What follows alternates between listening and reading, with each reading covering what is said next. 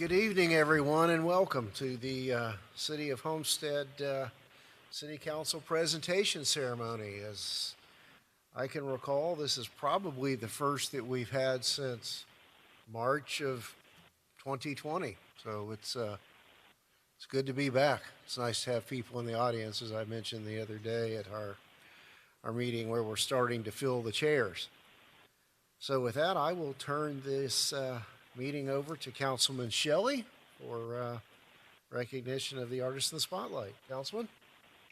Thank you, Mayor. Yeah, it is exciting to finally get back to some sort of normality here and have some of these special presentations. We're excited also to get the Artist in the Spotlight program back up and running. It adds a little bit of flair there to the Seminole Theater as people are coming and going to see shows, and they get to experience the artwork of our local artists here in the city of Homestead and the surrounding communities. And so tonight, it's with my great honor that I get to introduce Terry Rybovich, who has had her gallery, or has her artwork there in the Seminole Theater for the last 2 months, and will have that artwork running through the end of this month. She also has a gallery night upcoming on June 24th from 6 to 9 p.m., where she'll be able to meet her personally and see her artwork. And so with that, I'd like to call her up to the podium so that she can talk a little bit about her artwork, what inspires her. I think you also have my understanding is a PowerPoint, so she can actually display some of that artwork that you might see in person if you go to the Seminole Theater. And so with that, I'll turn it over to you to talk about all things art. Thank you, Councilman Shelley. And thank you, Mayor and council members. This has been a tremendous opportunity for me. I moved down to Homestead at the end of 2019 with my husband, John Ward, and almost as soon as we were done unpacking, quarantine had set in. And so this really is my introduction to the community, and the response has been overwhelming. So I'm thankful for this opportunity, for the show, and for the reception next week. Thank you very much.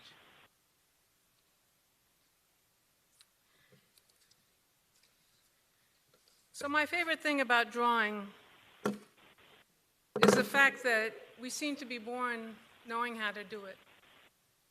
Writing, reading, these are things that we have to be taught how to do. But if you hand a crayon to a toddler, they're going to start drawing. And that's precious to me. I've been drawing all my life.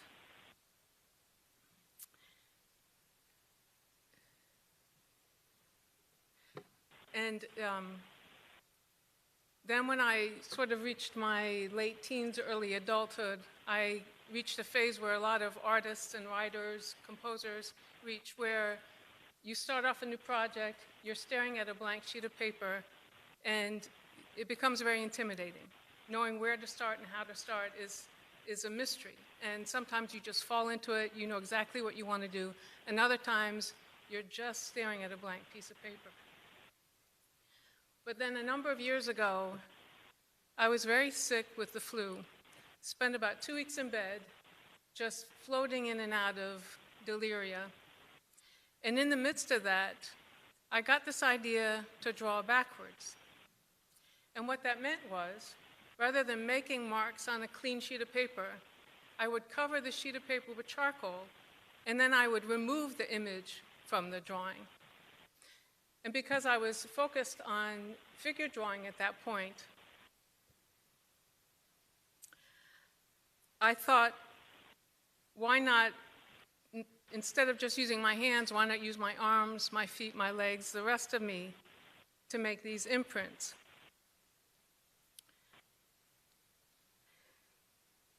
And so as soon as I was well enough, I gave it a try, and I was very happy with the results. But what I didn't expect was that those imprints had a lot of information in them, and literally what that meant was if I could quiet my mind and listen to what those imprints had to say, they could guide me through the process of drawing, and I would create images that my mind had never imagined.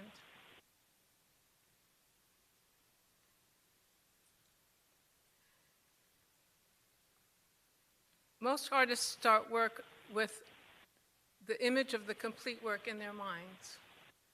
Then they sketch it, and the sketch becomes a complete sculpture or painting, etching, whatever it is, but they don't start until they know what this finished product is going to look like. And for me, it's a completely different experience. I make the imprint, and then I sit and I look at it.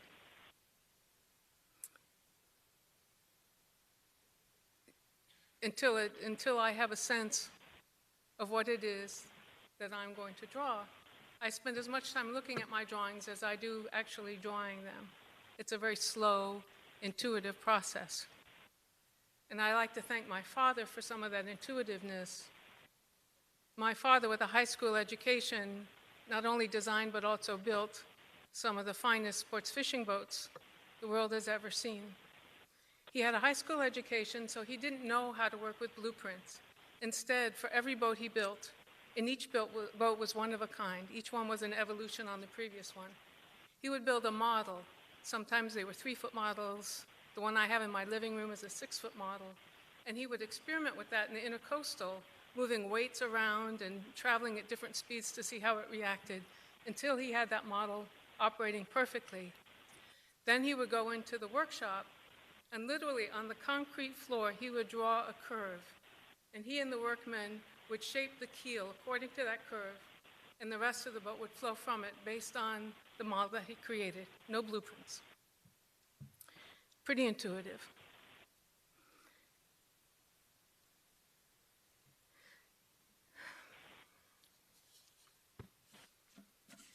Years later, I remain astonished at the results of my drawing practice. And in the last year, I've started adding more color because I've become a somewhat serious birder. And especially living now so close to the Everglades, it's something I spend even more of my time doing. I only draw birds that I photographed so that they're a record of that moment, that time, that place. And I'm working with a grid. So I have the photograph in my computer on Photoshop with a grid on it. And then I have a large piece of paper with a much larger grid. So the grid on Photoshop is maybe an inch, and the grid on the paper can be 4 inches, 8 inches, whatever it is, whatever size I want that bird to become. And then I'm working with the computer trying to get the details right. I want to honor the bird and present it as it appears. And so I get almost obsessive about creating the details of the bird. So it's a very, very different process from the intuitive process that I mostly have worked in my practice. During the quarantine, I made a series of bird drawings that were 6 feet tall. This is one of them. And it was my first experience at drawing birds on this scale. And it was a way of liberating myself from my circumstances. I was working in a very small garage and wasn't going out anywhere except to Publix. I'd look out the window and watch the birds, but I was inside, they were outside. They were free, I was not. So drawing them became a very liberating practice.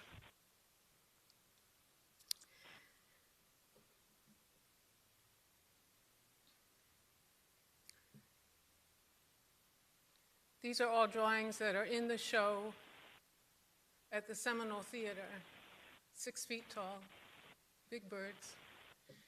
And this is a drawing that I'm finishing now, and it is a hybrid of the gridded, detailed process that I've been doing to draw birds, but also reading the imprint and seeing what it wants to become.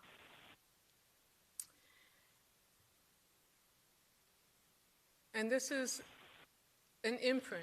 It's a pretty complex imprint. It's actually a range of motion of my legs sort of running down and across the bottom of the paper. I haven't spent enough time with it yet to know what it wants to be, but I'll be back at it very soon. And this doesn't look very good. I don't know if you all are familiar with Heritage Farms. It's a family destination.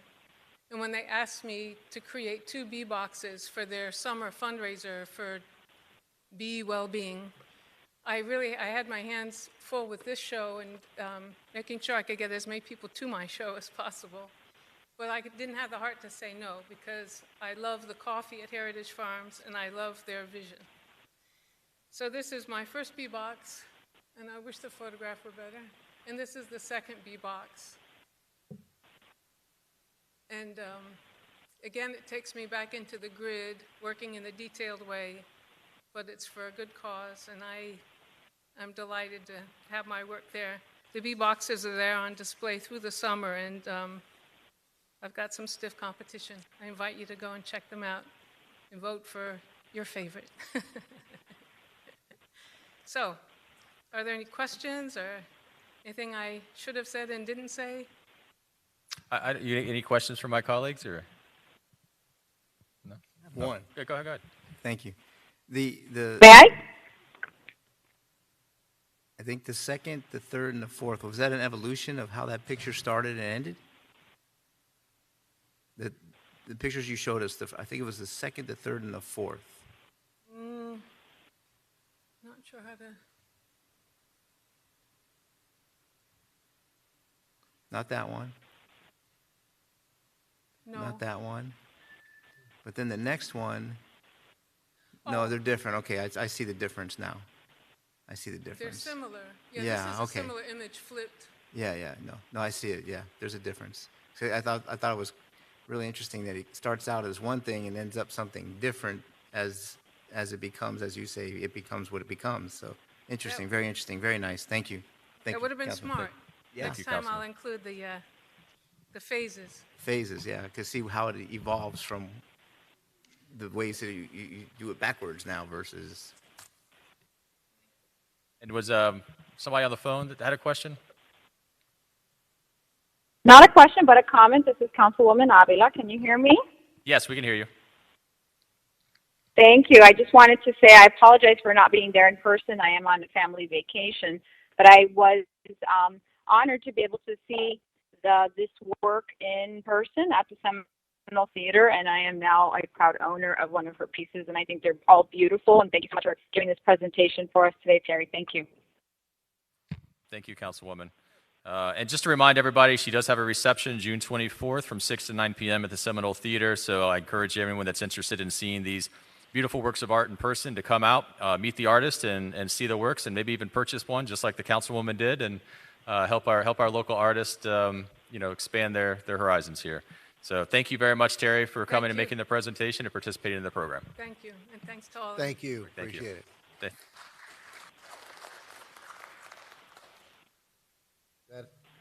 That concludes your presentation tonight, Councilman Shelley. Again, thank you all. We will adjourn this portion of the meeting and reconvene at 6 o'clock for the regular council meeting. Thank you all. Good evening, everyone, and welcome. I'd like to call the Wednesday, June 16th, City of Homestead Council meeting to order. It is now 6:02 p.m. Please rise and join with me in the Pledge of Allegiance. I pledge allegiance to the flag of the United States of America and to the republic for which it stands, one nation, under God, indivisible, with liberty and justice for all. Thank you. Please be seated. All right, the City of Homestead will hold a hybrid council meeting. The public may participate in person at City Hall or virtually, utilizing video conference via WebEx events or the toll-free conference call number. Please go to cityofhomestead.com/calendar for specific details and instructions on participation utilizing video and telephonic conferencing. The meeting can also be viewed live on the City Access channel or city website at cityofhomestead.com. Excuse me. Public comments can be made in person or at the meeting or emailed to publiccomments@cityofhomestead.com. Written public comments are limited to 300 words per comment. Comments should be on a specific agenda item, should include your name, address, and the item you would like to comment on, followed by your comment. These may be submitted by noon on Tuesday, June 15th, 2021, and will be included in the minutes. Written public comments on general matters should also include your name, address, and your comment, which can be submitted up until 30 minutes after the end of the council meeting and will be included in the minutes for this meeting. Roll call, Madam Clerk. Councilwoman Bailey, Here. Councilman Roth, Here. Councilwoman Avila, Here. Councilman Fletcher, Councilman Shelley, Here. Vice Mayor Faircloth Staggers, Here. Mayor Losner. Here. Thank you all. Madam Manager, are there any additions, deletions, or deferrals? Yes, Mr. Mayor. One deletion, tab 17, car 3198. The item was for permission to apply for a grant. We still want to apply for this grant, but we need more information before bringing it before you. The grant is due July 12th, so we're hoping to have a special call on July 6th, at which time we will have all the facts that we need to present it to you.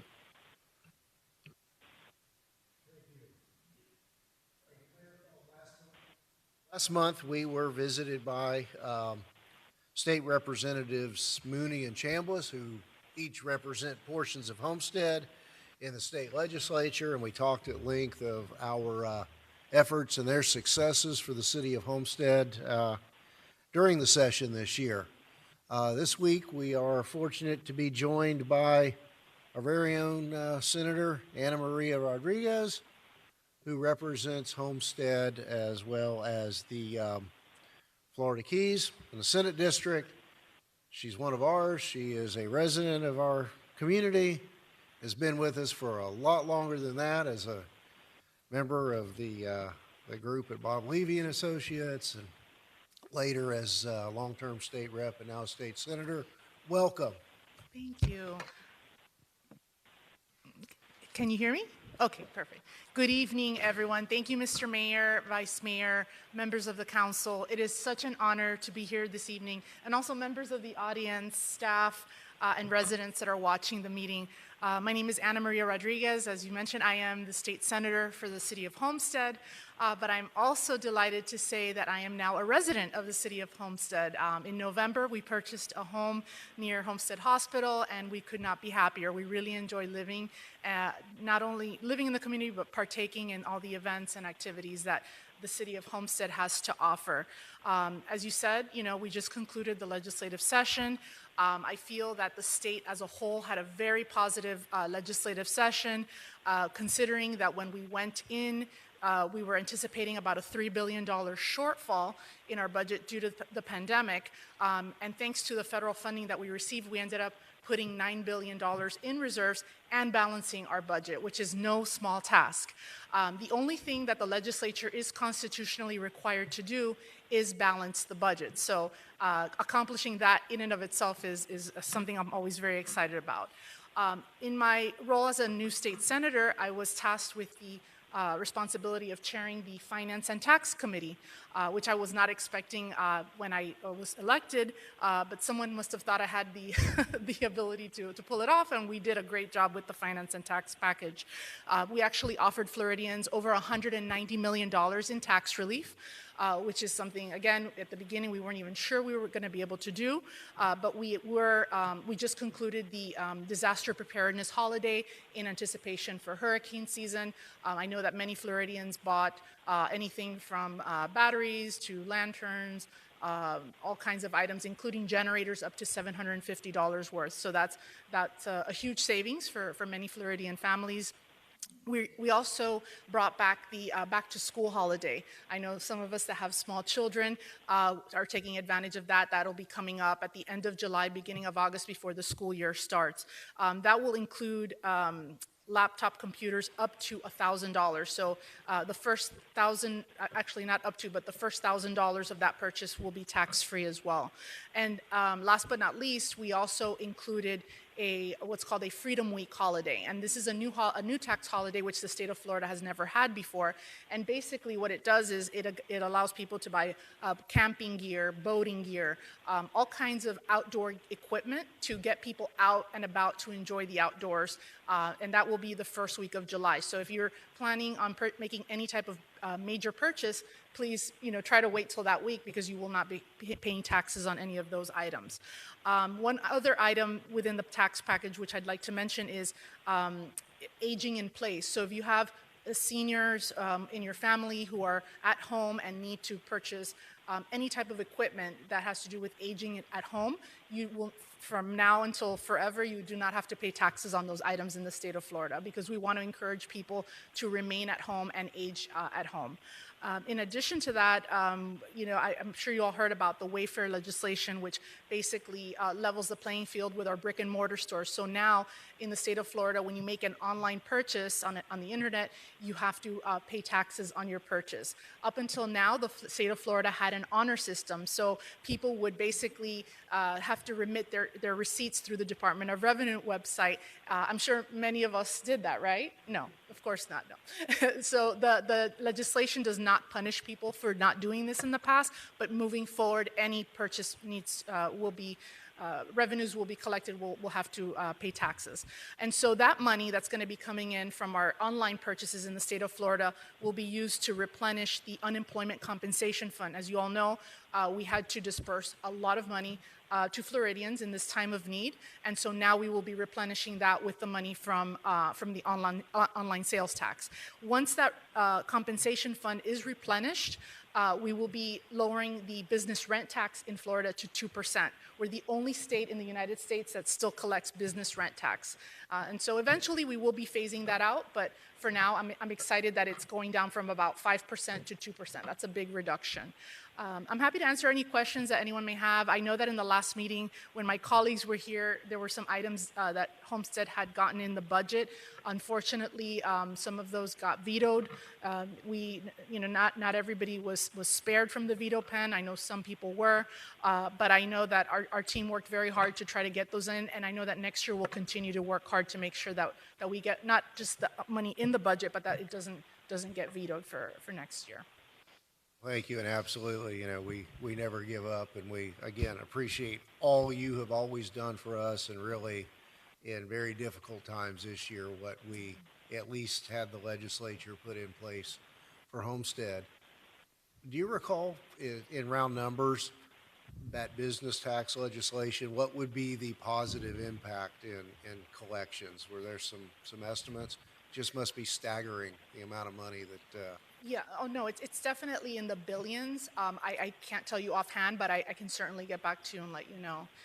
And I also want to commend you, Mr. Mayor, and those of you that came up to Tallahassee during session. I know it's very difficult to get to Tallahassee, it's very far away, but I do want to take this opportunity to say thank you, because it's a team effort and your city is always there, whether it's your lobbying team or you as elected officials.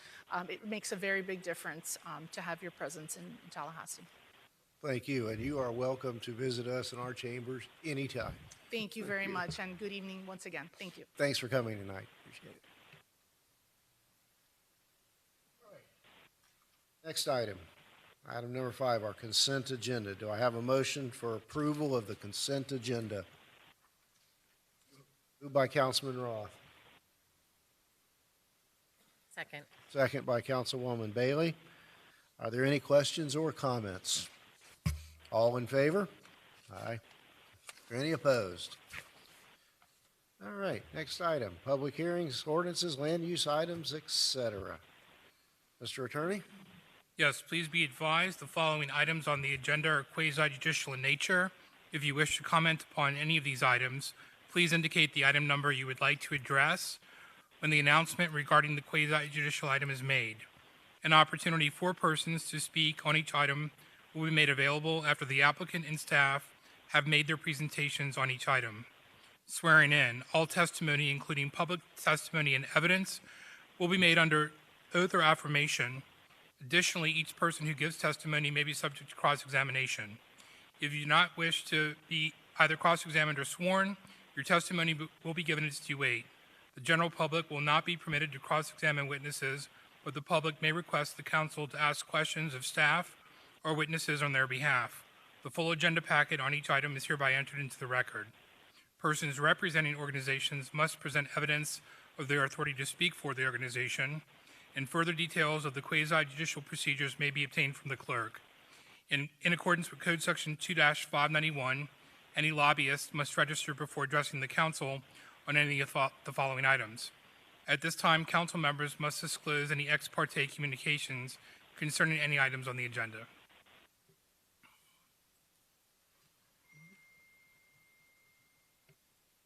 Councilman Raw.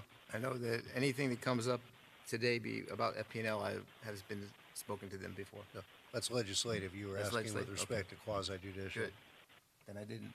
Thank you. Thank you. So at this time, I'd ask the clerk to swear in any persons who wish to testify on any quasi-judicial item this evening. Please stand and raise your right hand.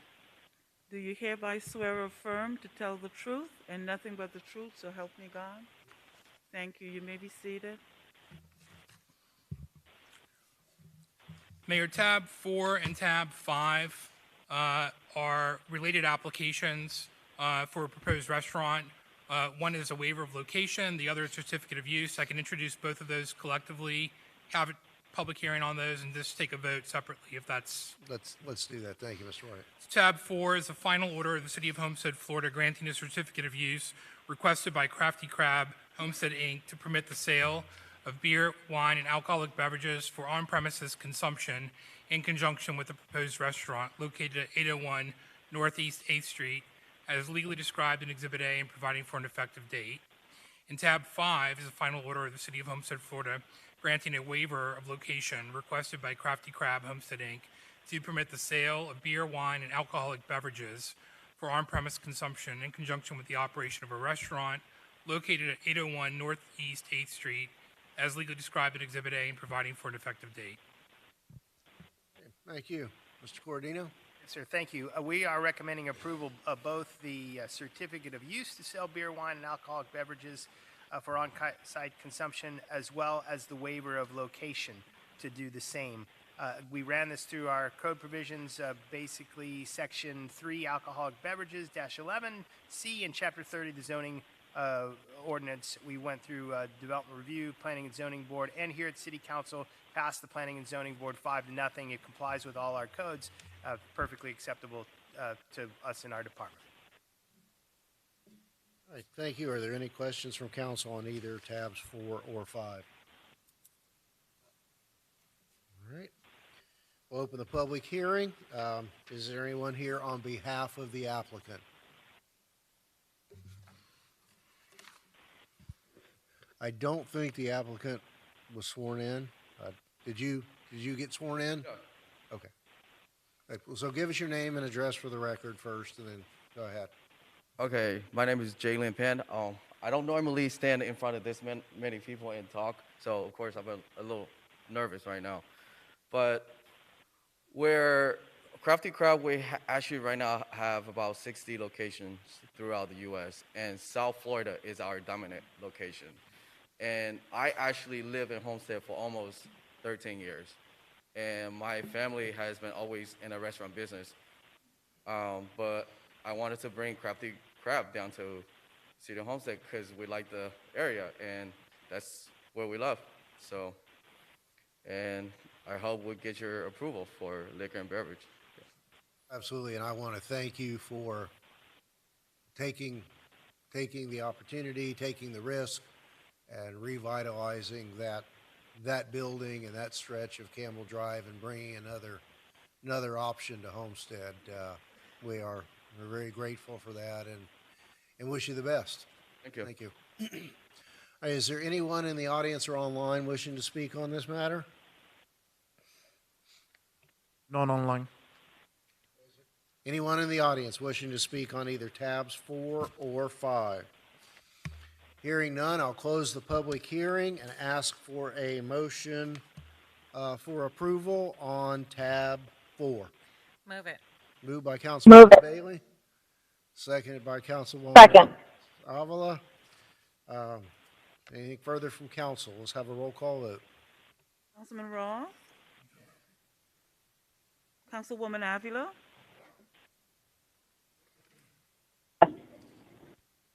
Councilwoman Avila? Yes. Councilman Shelley? Yes. Councilwoman Bailey? Yes. Vice Mayor Faircloth Staggers? Yes. Mayor Losner? Yes. The motion carries. Okay, thank you. All right, tab 5 is the related application. We've heard from the applicant. Is there anyone in the audience or online wishing to speak on this matter?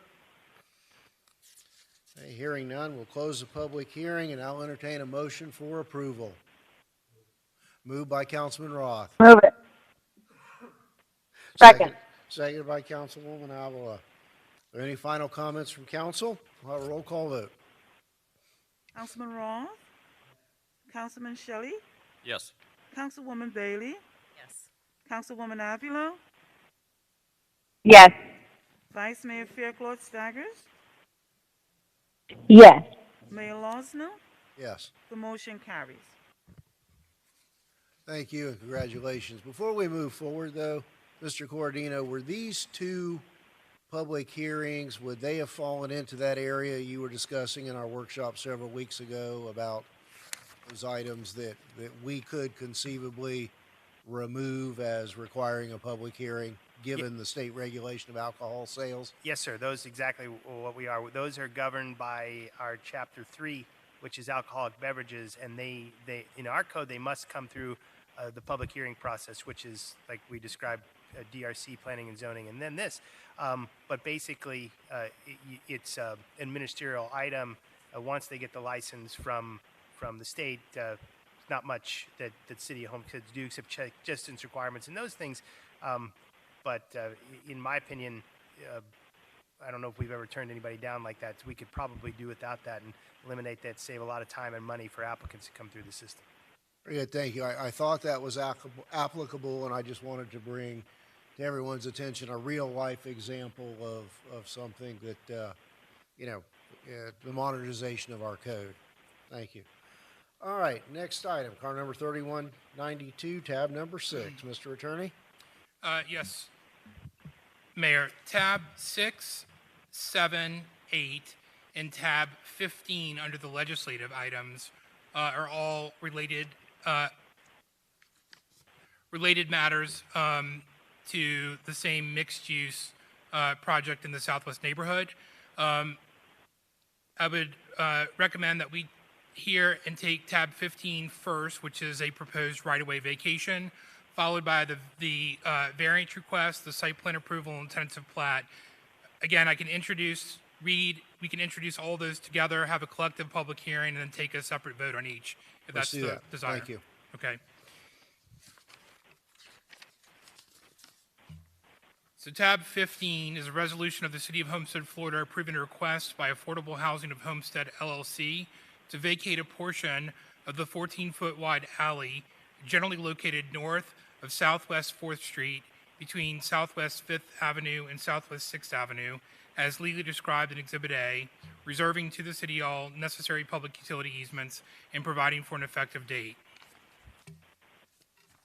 Tab 6 is a resolution of the City of Homestead, Florida, granting a variance requested by Affordable Housing of Homestead, LLC, from Section 30-396.62, subareas, to permit balconies and roof overhang encroachments where architectural feature encroachments are not permitted in the neighborhood mixed-use subarea for the development of an approximately 54,151 square foot mixed building consisting of 16,561 commercial square feet and 24 residential dwelling units on an approximately 1.65 acre parcel of land generally located north of Southwest 4th Street between Southwest 5th Avenue and Southwest 6th Avenue, as legally described in Exhibit A and providing for an effective date. Tab 7 is a resolution of the City of Homestead, Florida, granting site plan approval requested by Affordable Housing of Homestead, LLC, for the development of an approximately 54,154 square foot mixed-use building consisting of 16,561 commercial square feet, 24 residential dwelling units, and approximately 1.65 acre parcel of land, generally located north of Southwest 4th Street between Southwest 5th Avenue and Southwest 6th Avenue, as legally described in Exhibit A and providing for an effective date. And finally, tab 8, it's a resolution of the City of Homestead, Florida, granting tentative plat approval requested by Affordable Housing of Homestead, LLC, for the development of an approximately 54,154 square foot mixed-use building consisting of 16,561 square feet of commercial, 24 residential dwelling units on an approximately 1.65 acre parcel, generally located north of Southwest 4th Street between Southwest 5th Avenue and Southwest 6th Avenue, as legally described in Exhibit A and providing for an effective date. Thank you, Mr. White. Mr. Cordino? Yes, sir. I'll lump them together as well. We're recommending consideration or approval of each of Put the your microphone closer. I'm sorry. Thank you. We're recommending consideration or approval of each of the items. The way the process is working is we have a site plan. The site plan has attached to it a variance. The site plan, we've measured this through our site plan standards. It fits the code very well. The issue we have, it's about 15 dwelling units an acre. No densities bonuses, doesn't exceed the appropriate densities. It's pretty well. Like we said, it's going to have residential on the second and third floors and retail commercial on the first floor. Out of necessity, architecturally, they're going for some minor variances for balconies that encroach into the public right-of-way, but in the air. And so they're not physically encumbering bothering anything in the right-of-way, and they're minimal. It's less than 3 feet. And so while not technically a hardship, we see no harm in this one way or the other. And I think it actually makes a better product to have this type of architectural fenestration on the buildings. As a matter of course, you have to do the T-plat, which you have to do after each and every site plan. So we have that. That's largely ministerial. And right now, there's an alleyway that bisects the property, and they want to abandon that, and that makes perfect sense to enable them to do what they want to do. So again, we're recommending consideration of the variance and approval of the T-plat, the site plan, and the alleyway. So if you have any questions, we'll be glad to answer, and I'm sure the applicant's here. Thank you. Are there any initial questions or comments from council? Is the applicant or applicant's representative present? Would you like to speak on this matter?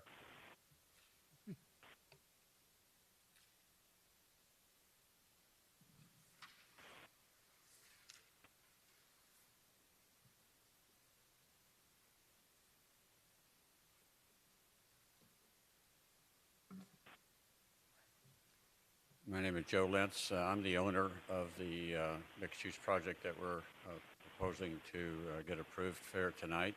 I bought the land back in 2005. We're finally getting to the point where maybe we can do something with it and build it. Gerwin's Rivero is the architect, and he can answer any questions you might have about the technicalities of it. Thank you. Does council have any questions for the architect? Good evening. My name is Carlos Rivero. I'm the architect from the DW Architects, representing this project on behalf of the owner. If you have any question, I will be more than happy to answer them. Thank you. I want to compliment you on bringing this forward. I'm hopeful that it is a catalyst for private projects to greatly enhance this neighborhood. You know, that this is in conjunction with a project that the city is potentially doing for elderly housing with a commercial retail component, that we can begin to see real progress and make a big difference. And again, thank you. You're welcome. And also, you know, that's in an opportunity zone, so that's another reason that we're having people that are willing to invest because of the opportunity of deferring the capital gains. So it's helped everybody. Thank you. All right, thank you. Now, this is a public hearing on the tab 15, which is the vacation of the right-of-way, and 6, 7, and 8, which is the site plan T-plat and the variance for the balcony overhang. Is there anyone online or in the audience wishing to speak on this matter? Not online. Thank you. We'll close the public hearing. Ask for any final questions or comments from council. Councilman Shelley. Thank you, Mayor. First, I do want to thank you guys for your willingness to invest in the Southwest neighborhood and the city of Homestead in general. I think it is a good project as far as the site plan layout, as far as what you're proposing. I do have concerns about the density, just like I did on the other projects that we had coming through on the shotgun properties. And the fact that, as these projects start to come online, you have a matter of right of 20 units per acre there in the Southwest Master Plan. And so as these things keep developing, if we keep allowing it, we're going to have a major traffic problem over there, because everyone complains about the issues on the east side of town, and that was a maximum of 10 units per acre, which we then ultimately moved down to 8 units per acre. So I just think that, again, as we move forward, we need to contemplate either figuring out how we're going to improve that infrastructure to accommodate the extra traffic, or scale back down the density per acre there in the Southwest Master Plan, or before too long, we're going to find that we have a major traffic snarl over there in that part of town. So that's my biggest concern. I likely won't support the density side of things here. The other issues I will support, but I just want to make sure everyone was aware of why I was voting the way I was voting. Thank you, Mayor. Appreciate that, Councilman Shelley, and, you know, the workshop that you weren't able to attend the other day, and I'm sure you'll be in on the remaining conversations that we recognize that there are many issues in the Southwest Master Plan, that being density issue being one of them that we're going to have to address. I'm board with you on that one. Thank you. Anything further? If none, then I will entertain a motion for approval of first, tab 15, the vacation of the right of way. Moved by Councilman Roth. Seconded by Councilwoman Bailey. Further comments? Roll call. Councilman Shelley? Yes. Councilwoman Bailey? Yes. Councilwoman Avila?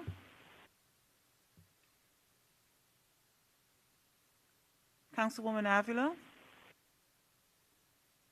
Councilman Roth? Yes. Vice Mayor Fairclough Staggers? Yes. Mayor Losner?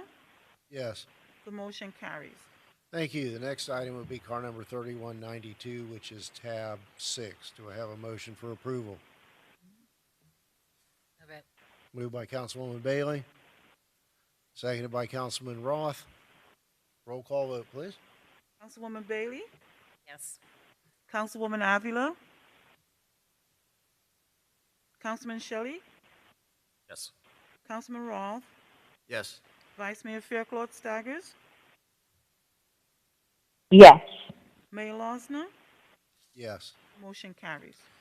Next item is car number 3190, tab 7, site plan approval. Do we have a motion to approve this item? Moved by Councilwoman Bailey, seconded by Councilman Roth. Roll call vote. Councilwoman Avila? Councilman Shelley? No. Councilman Roth? Yes. Councilwoman Bailey? Yes. Vice Mayor Fairclough Staggers? Yes. Mayor Losner? Yes. The motion carries. Thank you. And tab 8, car number 3189, the tentative replat for this project. I have a motion for approval. Councilwoman Bailey, seconded by Councilman Roth. Roll call vote. Councilman Roth? Yes. Councilwoman Bailey? Yes. Councilwoman Avila? Councilman Shelley? No. Vice Mayor Fairclough Staggers? Yes. Mayor Losner? Yes. The motion carries. Thank you. All right. Next item is tab 10, a second reading on our number 3156. Is that you, Mr. Yes. Pearl, or Mr. White? Mayor, tab 10 is the second and final reading of an ordinance of the City of Homestead, Florida, amending the, tab 9. Second reading, an ordinance of the City of Homestead, Florida, amending the City of Homestead Comprehensive Plan by amending the text of the Planned Urban Neighborhood PUN Future Land Use Category contained in Objective 2, Policy 2.1, providing for transmittal of this ordinance to the Florida Department of Economic Opportunity and all other units of local government or governmental agencies as required under Chapter 163, Part 2, Florida statutes, providing for adoption pursuant to Section 163-3184, Florida statutes, providing for inclusion in the City of Homestead Comprehensive Plan, providing for repeal of conflicts, providing for severability, and providing for an effective date. Thank you. Mr. Cordino? Yes, sir. Again, these three, all these three things run together. The process that we have, why there's three of them, process that we have to modify a planned urban neighborhood plan like the Southwest is that we modify the master plan, modify the comp plan, and then modify the zoning code. Essentially, what's being done here is to insert a density of 31 dwelling units per acre into the area for a mixed-use multifamily senior residential community, provided that all the residential units shall be reserved and dedicated and restricted exclusively for use as senior and or elderly housing. So that's what's being done. We're modifying those three plans with it, and we are recommending approval. Thank you. Any additional questions from council? All right, I'll open the public hearing. Is there anyone online or in the audience wishing to speak on this matter? Not online. All right, we will then close the public hearing, and I will entertain a motion for approval, final approval on second reading of this matter. I move it. Moved by Councilwoman Avila, seconded by Councilwoman Bailey. Roll call vote. Councilman Shelley? No. Councilwoman Bailey? Yes. Councilwoman Avila? Yes. Councilman Roth? Vice Mayor Faircloth Staggers? Yes. Mayor Losner? Yes. The motion carries. Thank you. Next item is second reading on tab 10. Mr. White? Yes, tab 10, second reading of an ordinance of the City of Homestead, Florida, amending the Southwest Neighborhood Master Plan by amending general standards and the regulating sub-area zoning regulations for the traditional multifamily neighborhood, providing for conflicts, providing for severability, providing for inclusion in the Southwest Neighborhood Master Plan, and providing for an effective date. This is second and final reading. Thank you. Mr. Cordina? That's the, we're on which tab? Tab 10. Tab 10. See, yeah, we're recommending approval of all three of those. Am I missing something? We're back in person again. Yes, sir, we are recommending approval of all three of those. This is tab 10 is the change of the master plan, which will increase the density to 31 units an acre for the elderly housing. Thank you. Anyone in the audience or online wishing to speak on this matter? Not online. Thank you. I'll close the public hearing and entertain a motion for approval by Councilwoman Bailey, seconded by Councilman Roth. Roll call vote. Councilman Roth? Councilwoman Bailey? Councilman Shelley? No. Councilwoman Avila? Yes. Vice Mayor Faircloth Staggers? Yes. Mayor Losner? Yes. The motion carries. Thank you. Next item is tab 11, the second reading on car number 3157. Mr. White? Yes, second reading of an ordinance of the City of Homestead, Florida, amending the City Code of Ordinances by amending Chapter 30 zoning, Article 3, District Regulations, Division 23, Planned Urban Neighborhood District, Section 30-396.40, maximum density, Section 30-396.44, maximum density, and Section 30-396.62 subareas to permit an increase in residential net density within the Southwest Planned Urban Neighborhood Traditional Multifamily Neighborhood Subarea for a maximum 20 dwelling units per acre to 31 dwelling units per acre for a mixed-use multifamily senior residential community, providing for severability, inclusion of the code, conflicts, and providing for an effective date. Second and final reading. Thank you. Any further questions or comments from council? Is there anyone online or in the audience wishing to speak on this item? Tab 11, second reading. Not online. Close the public hearing and ask for a motion for approval.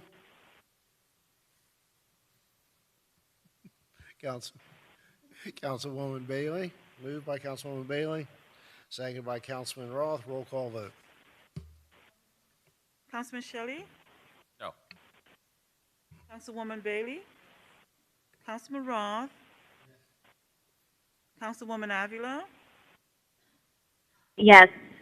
Vice Mayor Faircloth Staggers? Yes. Mayor Losner? Yes. Motion carries. Thank you. Next item, second reading of tab 12, car number 3103. Is that you, Mr. Pearl? Yes, Mr. Mayor. This is second reading of an ordinance of the City of Homestead, Florida, amending the City Code of Ordinances by amending Chapter 28 Utilities, Article 8, Division 2, Section 28-252, power cost adjustment to allow the City Electric Utility Department to administratively determine the energy charge percentage factor of the power cost adjustment formula, providing for severability, providing for inclusion in the code, providing for conflicts, and providing for an effective date. Thank you. Madam Manager? Thank you, Mayor. Staff recommends that the mayor and council amend Chapter 28, Utilities, Article 8, Electricity, Division 2, Deposit Rates and Charges of the City of Homestead Code of Ordinances by amending Section 28-252, Power Cost Adjustment, Subdivision B, Billing, to allow staff to administratively adjust the portion of the PCA energy charge as needed. This item will not result in an increase to customer electric bills. The item was approved on first reading on May 26, 2021. Thank you. Any initial questions or comments from council on this item? The second reading. Is there anyone online or in the audience wishing to speak on this matter? None online. I'll entertain a motion for approval. Moved by Councilman Shelley, seconded by Councilman Roth. Roll call vote. Councilman Shelley, Yes. Councilwoman Avila, Yes. Councilman Roth, Councilwoman Bailey, Vice Mayor Faircloth Staggers, Yes. Mayor Losner. Yes. The motion carries. Good, thank you. And now, first reading, tab 13, the moment that you've all been waiting for out in the audience, I bet. All right, Mr. White? Yes, tab 13, Mayor, is the first reading of an ordinance of the City of Homestead, Florida, amending the master development plan for the Homestead Park of Commerce located within the Villages of Homestead Development of Regional Impact, requested by Pivotal Utility Holdings, Inc., to modify the permitted land uses to permit public facilities that provide a regulated utility service, providing for conflicts, providing for severability, and providing for an effective date. This is first reading. Thank you. Mr. Cordino? Thank you. The staff recommends that the mayor and council deny the request to amend the previously approved master plan for the Homestead Park of Commerce to modify the permitted land uses to include public facilities that provide a regulated utility service for the approximately 11.5 acre parcel of land. The applicant, Pivotal Holdings, has requested this test modification to amend the list of uses from public facilities to public facilities that provide a regulated utility services limited to the property. They're doing this because they would like to develop a liquid natural gas facility on the property. The purpose of the facility, which they'll be able to explain in greater detail, is to receive and store liquid natural gas on site, convert it to a vaporized natural gas, and then inject it into a new extension of the Florida City Gas natural gas distribution mains at times of peak flow periods and times of emergency, and in order to handle future demands. We've evaluated this, and we are, again, recommending denial. We believe that the text amendment we have is simply just not consistent with the character and development and the scale that was envisioned in the Park of Commerce master plan, which really it was looking for something that would have kind of a techie type of employment center out there, something that created a lot of jobs. This just doesn't do that, and therefore we don't think it's consistent with the master plan. So again, we're recommending denial. Hey, thank you, Mr. Cordino. Who's going to kick off the presentation for the applicant tonight?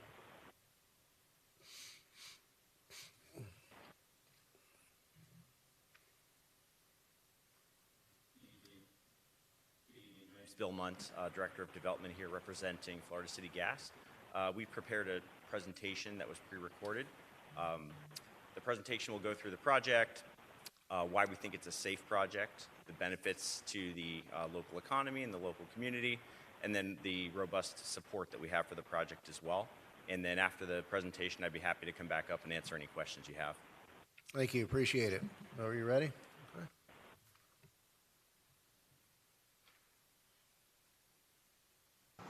Good evening, Mayor, Vice Mayor, and City Council members. Vanessa Madrid with the offices of Holland & Knight, located at 701 Brickell Avenue, Suite 3300, and representing the applicant Pivotal Utility Holdings, doing business as Florida City Gas. I am joined by my colleague Joseph Goldstein, Alex David from Calvin Giordano and Associates, and the team of representatives from Florida City Gas, as well as our experts, Ms. Beth Blah, Dr. Rick Harper, and Mr. Steve Kokobani, who's joining us virtually. Tonight is the first reading of the PUD amendment, which would bring much-needed long-term sustainable energy infrastructure to the city. Before I continue, I would like to reserve a few minutes for rebuttal. As we take you through the details of Florida City Gas as a company, and particularly relating to this project, there are three key messages we would like you to keep in mind, each of which will be discussed more thoroughly later in this presentation. First, we want you to know that this project will be constructed in a safe manner and will operate safely. Second, we want you to consider the many benefits, economic and other, that this project brings to Homestead. And lastly, that there is significant community support for this project. Florida City Gas, along with Florida Power and Light, is a subsidiary of Florida-based NextEra Energy, which has been providing safe and reliable natural gas to the area since 1946. The company already has a significant presence in the city of Homestead. They serve about 150 business customers, including hotels, restaurants, grocery stores, a hospital, and vital municipal services, and more than 500 residential customers. Florida City Gas supplies natural gas for critical services provided by Miami-Dade, such as the purification of drinking water and for backup power at the county's largest waste treatment facility located next to the Black Point Marina, just north of Homestead. Without a backup source of natural gas, the operation of these facilities could be impacted if there was a major supply interruption. The proposed liquefied natural gas facility greatly enhances an already reliable natural gas system. This facility is critical to continued reliable delivery of natural gas to both existing and new customers in Homestead. It was approved at this proposed size and function by the Florida Public Service Commission in 2018 based on it being in the public interest. This brings us to the application before you today. Your approval of this application will enable Florida City Gas to expand its gas availability throughout Homestead, allowing your existing business community to flourish and expand while attracting new businesses to Homestead. This proposed amendment to the PUD would be restricted to this relatively small 11-acre parcel of land located in a private niche adjacent to a government building and a boat manufacturer. The property is surrounded by a large outdoor storage area to the north, the Homestead Miami Speedway to the east, the Homestead Sports Complex Lake to the south, and there's also several above-ground utilities located near the proposed small-scale satellite LNG facility, including the city's water tank across Southeast 38th Avenue, the city's electric substation to the northwest along Park of Commerce Boulevard, and the FPL electric substation less than 2 miles away just west of Fairways Drive at Southwest 24th Street, also known as 344th Street. As you know, it has been a challenging few decades in terms of attracting a significant presence to this corner of the Homestead Park of Commerce. However, we're presenting a unique opportunity to welcome a reliable, abundant, and clean natural gas fuel source that will benefit the city by being an attractive resource for other parts of the Homestead Park of Commerce. As it relates to the proposed use, the site is strategically located 2 miles southeast of Florida's Turnpike and in close proximity to the company's existing infrastructure, which means feasible interconnectivity through a distribution main. The proposed LNG facility is complementary to existing power infrastructure in the area and is vital to the support and longevity of a sustainable and reliable power and energy grid. It is also a vital part of our community's enhanced sustainable emergency response infrastructure, ensuring the capacity to store enough supply of natural gas to distribute to customers south of the Miami International Airport for more than 2 days. This is critical, especially following emergencies such as hurricanes, which can disrupt many essential services for several days. As pictured in this artist rendering, and as you'll see in the short clip we'll present shortly, the facility would be developed in accordance with the Homestead Park of Commerce Master Plan and applicable land development regulations. Note the security wall enclosing the property, which is surrounded by vegetation and trees on both sides of the wall. In addition, the proposed facility promotes several of the green building and design policies provided in Objective 12 of the city's comprehensive plan, which provides that the city should encourage and promote green building and land development principles in order to increase long-term sustainable resource management that benefits both the environment and the community. The proposed use is similar in intent, design, character, and compatibility with the surrounding built and unbuilt environment, as is clear from this rendering, juxtaposed against the existing use on the rear. The use is industrial in nature, does not consist of any of the heavy industrial uses as listed under Section 30-336 of the city's code, and this PUD amendment will not result in any adverse impacts to the surrounding area or the neighboring properties within the Park of Commerce. The site contains two walls, an interior 15-foot wall and an 8-foot wall enclosing the property. This, together with all design components for this facility, ensures that any and all potential impacts will be retained on site. This is an example of what the site will look like from the street level. It's clean and fully concealed by lush landscape that will serve as an attractive buffer around the perimeter of the site. It is clear from these images, current condition on the top and proposed improvements on the bottom, that the site plan proposes a significant improvement from the property's current condition, and the project will result in a true enhancement to this corner of the Homestead Park of Commerce and the surrounding area. As I mentioned, a distribution main would be constructed. Note that its location is away from an existing substation as marked on the southwestern portion of the map. Also, the intent is to avoid Kingman Road, known as 152nd Avenue, to alleviate any potential concerns regarding additional traffic due to construction. Traffic to the area would continue with only temporary lane closures expected. Once completed, there would be no further impact to the surrounding community. The project would not impact local transportation, schools, parks, or other public facilities. I want to emphasize that once the facility is operational, the LNG would be delivered in trucks only a couple of times per month to the proposed facility and then stored in tanks.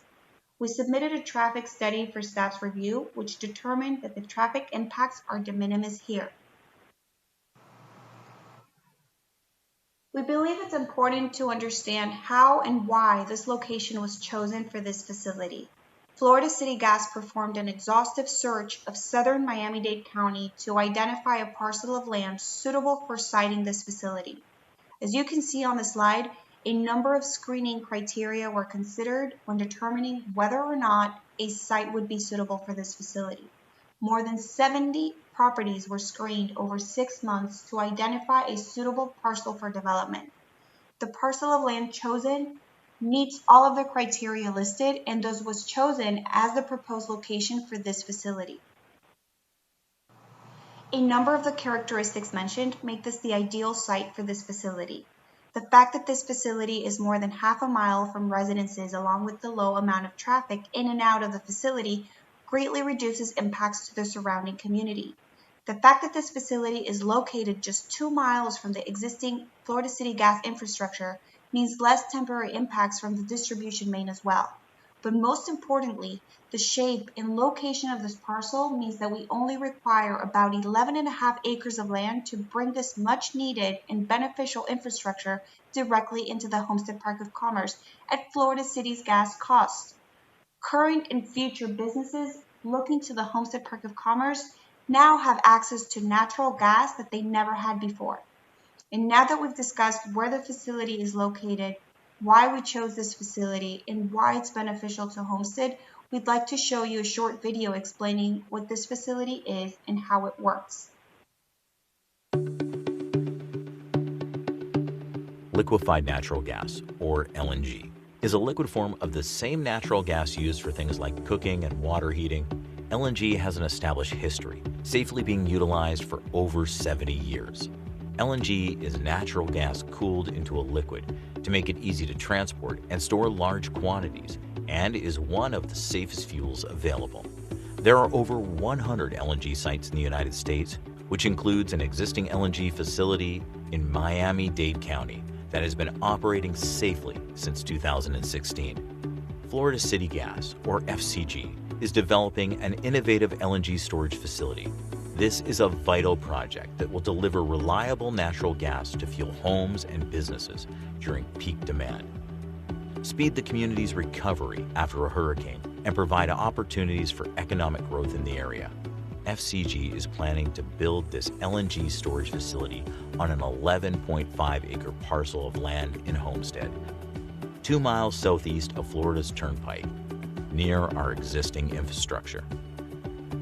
When required, this facility will distribute gas back into the system to serve more than 500 homes and more than 150 business customers, which include hotels, restaurants, commercial laundries, a hospital, grocery stores, and other customers in the city of Homestead. The main components of the LNG storage facility include the truck unloading area, storage tanks, and an LNG warming unit. The double-walled and insulated storage technology within our LNG storage tanks eliminates the need for active refrigeration and eliminates any power supply risks associated with active cooling systems. The LNG warming unit uses a water heater to produce hot water, which warms up the LNG into a gaseous form for distribution into the existing FCG system. Liquefied natural gas will be delivered in trucks to our new facility and safely transferred from the trucks to one of 3 storage tanks. Once the storage tanks are filled, truck traffic to the facility will be limited to approximately 1 to 2 trucks per month. The refueling frequency would change in periods of high demand, such as after a hurricane or during periods of unseasonably cold weather. LNG is a low-carbon, non-toxic, non-corrosive source of fuel that will provide a reliable and safe source of energy now and into the future.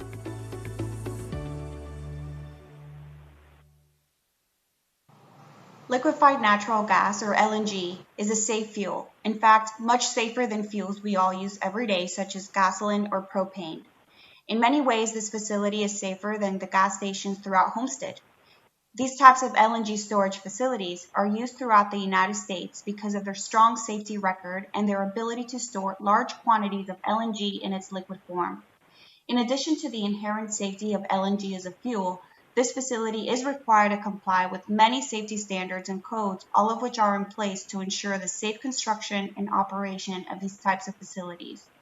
These include OSHA, the National Fire Protection Association, United States Department of Transportation, and more. This facility is designed to operate safely, even in the event of a number of very unlikely scenarios.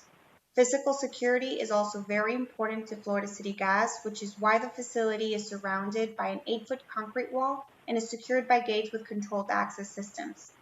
This facility will be staffed anytime the facility is operating, such as when LNG trucks are being unloaded or when gas is being transferred from the storage tanks into the distribution main. The facility will be monitored 24 hours a day, 7 days a week, and will only be unmanned when it is idle.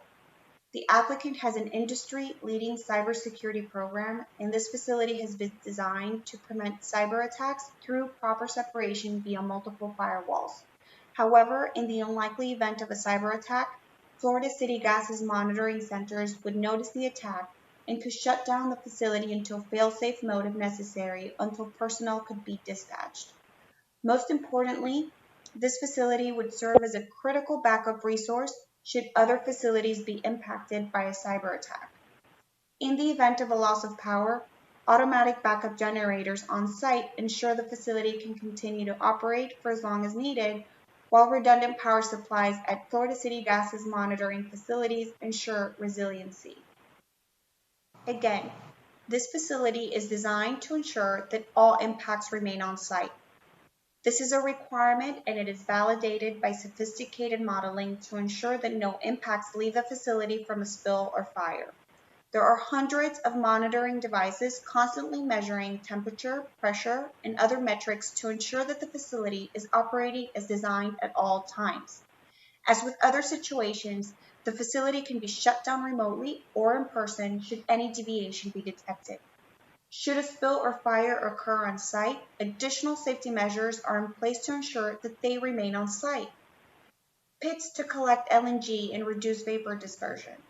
Barriers to contain vapors and state-of-the-art fire protection and extinguishing equipment are in place to ensure no impacts ever leave the site.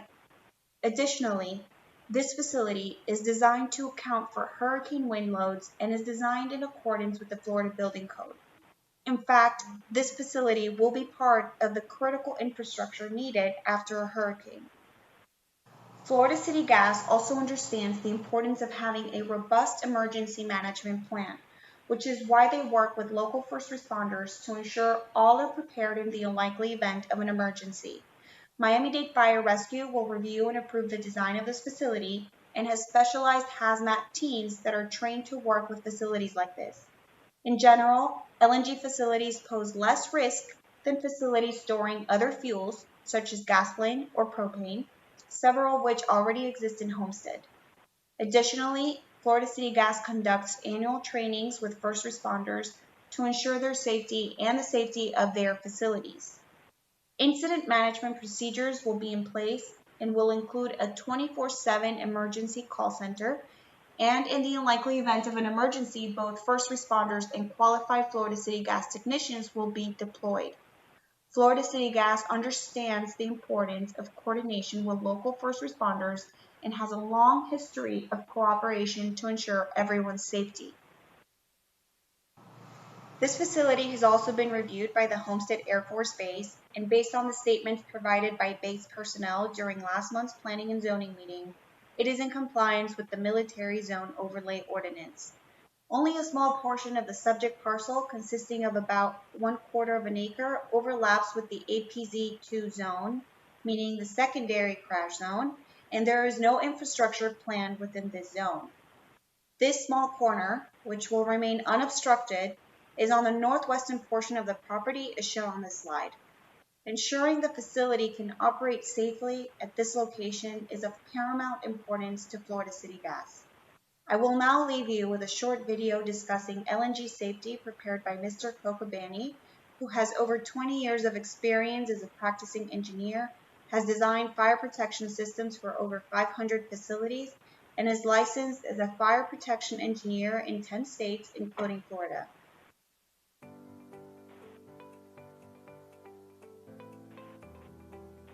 Hello, my name is Steve Kokobani. I'm a licensed professional engineer who specializes in the field of fire protection. I've worked in the fields of power generation and fire protection for the past 25 years and have personally designed fire protection systems for dozens of LNG facilities and hundreds of other industrial facilities. I've provided third-party oversight and review services to the Federal Energy Regulatory Commission, as well as multiple local jurisdictions within Florida for both LNG facilities and a wide variety of other unique industrial facilities. Liquefied natural gas, also known as LNG, is a safe, clean-burning fuel that is becoming increasingly popular for power generation and transportation because of its high energy density, lower emissions, and its excellent track record of safety. LNG is extremely pure methane gas that is cooled to 260 degrees below zero Fahrenheit, at which point it becomes a cryogenic liquid that shrinks to less than 600 times smaller than its normal form as a gas. This smaller, dense form allows LNG to be transported very efficiently and stored at low pressure. These attributes, along with the chemical properties of methane, also known as natural gas, are the reason that LNG is the safest of all the hydrocarbon fuels. Methane gas is lighter than air, and it buoyantly floats away whenever LNG is released to the atmosphere, unlike more common, heavier gases such as propane or butane. Methane is called natural gas because it occurs naturally with decomposition of anything organic. We have methane in our own bodies right now. Pure methane, like the type used to make LNG, leaves no residue in soil or water. If LNG is spilled, it quickly dissipates from water, soil, or anything else it touches, leaving no trace of chemical.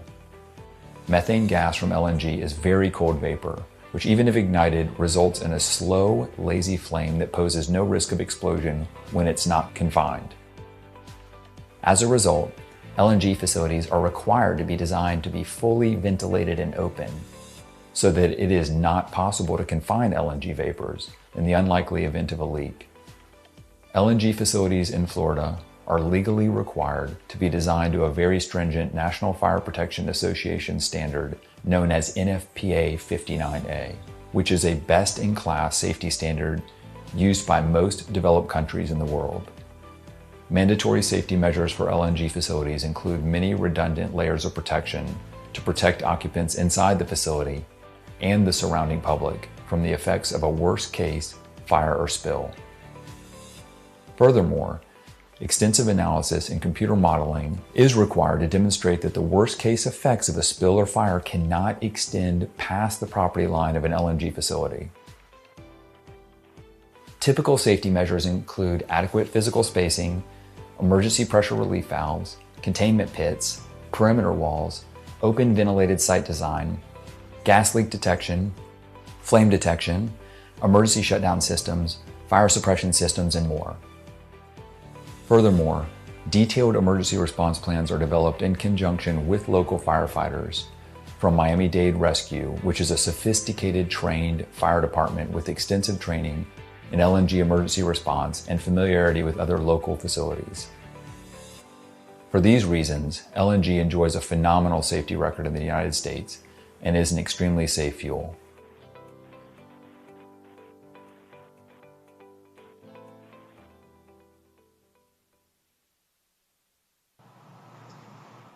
So in addition to the benefit of bringing natural gas to the area, this facility also benefits Homestead through additional tax revenues. It is expected that this facility will generate more than $1 million in tax revenues in the first year alone, with the benefits from those tax dollars extending to Homestead, local schools, and Miami-Dade County. This facility also provides reliability for those existing businesses in Homestead who already utilize natural gas. And we're talking about critical infrastructure such as Homestead Hospital, local wastewater treatment facilities, and the county bus system. Additionally, the businesses we all use every day, such as grocery stores, restaurants, hotels, and laundromats, would now have additional resiliency in their gas supply to ensure that they're able to operate after a hurricane or other event resulting in a loss of power. More than 110 local businesses support this project. This consists of current natural gas users, non-natural gas users, and potential natural gas users. Businesses clearly see the overall economic benefit of the access to natural gas enabled by this facility. Many of the largest and most critical businesses to the local economy have signed on in support, such as Homestead Miami Speedway, the Miami-Dade County Water and Sewer Department and Transit Authority, and Homestead Hospital, and many, many more.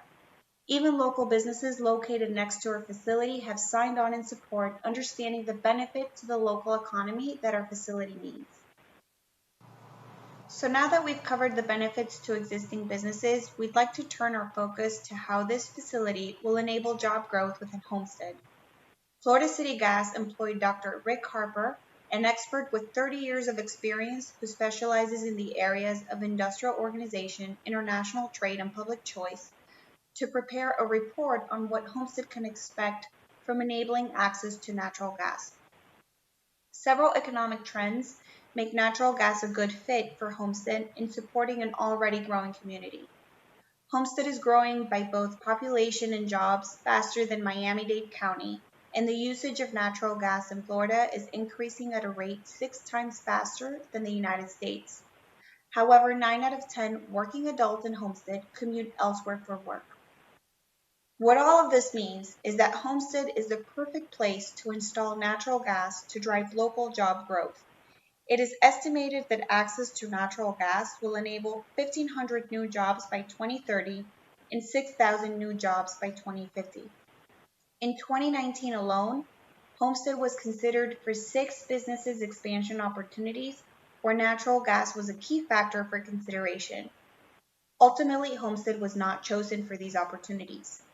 These opportunities were in the fields of recycling, aircraft painting and drying, electronics manufacturing, and other light industrial uses. These are the same type of uses that Homestead Park of Commerce is seeking to attract.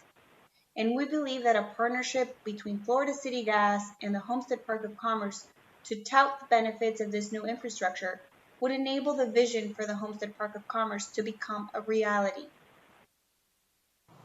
So this is why Florida City Gas is seeking your consideration and favorable recommendation of this request for a modification to the PUD Master Development Plan for the subject 11.53 acre parcel within the Homestead Park of Commerce. Your support will bring to the city a resilient and clean fuel source that results in an overall compelling benefit to businesses and residents across the city of Homestead, as we have pointed out during this presentation. And not to mention that by taking advantage of natural gas as a source of American-made fuel for local residents and businesses, we're in essence supporting thousands of American jobs and families. I want to reiterate that this is the first of 2 readings, and at the second reading, you'll be able to consider the companion applications for site plan and tentative plat approval. In considering this application, it is important to remember that this property is part of the Homestead Park of Commerce, which is also designated as Planned Regional Activity Center, or PRAC, on the city's Comprehensive Plan Future Land Use Map. PRAC is a flexible, mixed-use designation available to all DRIs within the city. It can include any combination of land use designations defined in an approved development order and integrated into the DRI master plan. Permitted uses in this land use category include industrial uses and public facilities. In fact, the DRI originally approved in 1975 vests this area for more than 3 million square feet of industrial use, and the Homestead Park of Commerce Master Plan implements the desire for industrial uses in this area. It specifically designates the PUD for industrial uses and identifies public facilities as a permitted use. The subject property, consisting of 11.5 acres, is only a small portion, about 5%, of the overall 240-acre Homestead Park of Commerce area designated for industrial use. With this proposed amendment to the master plan, we're seeking to clarify the already permitted public facilities use to include facilities which provide a regulated utility service.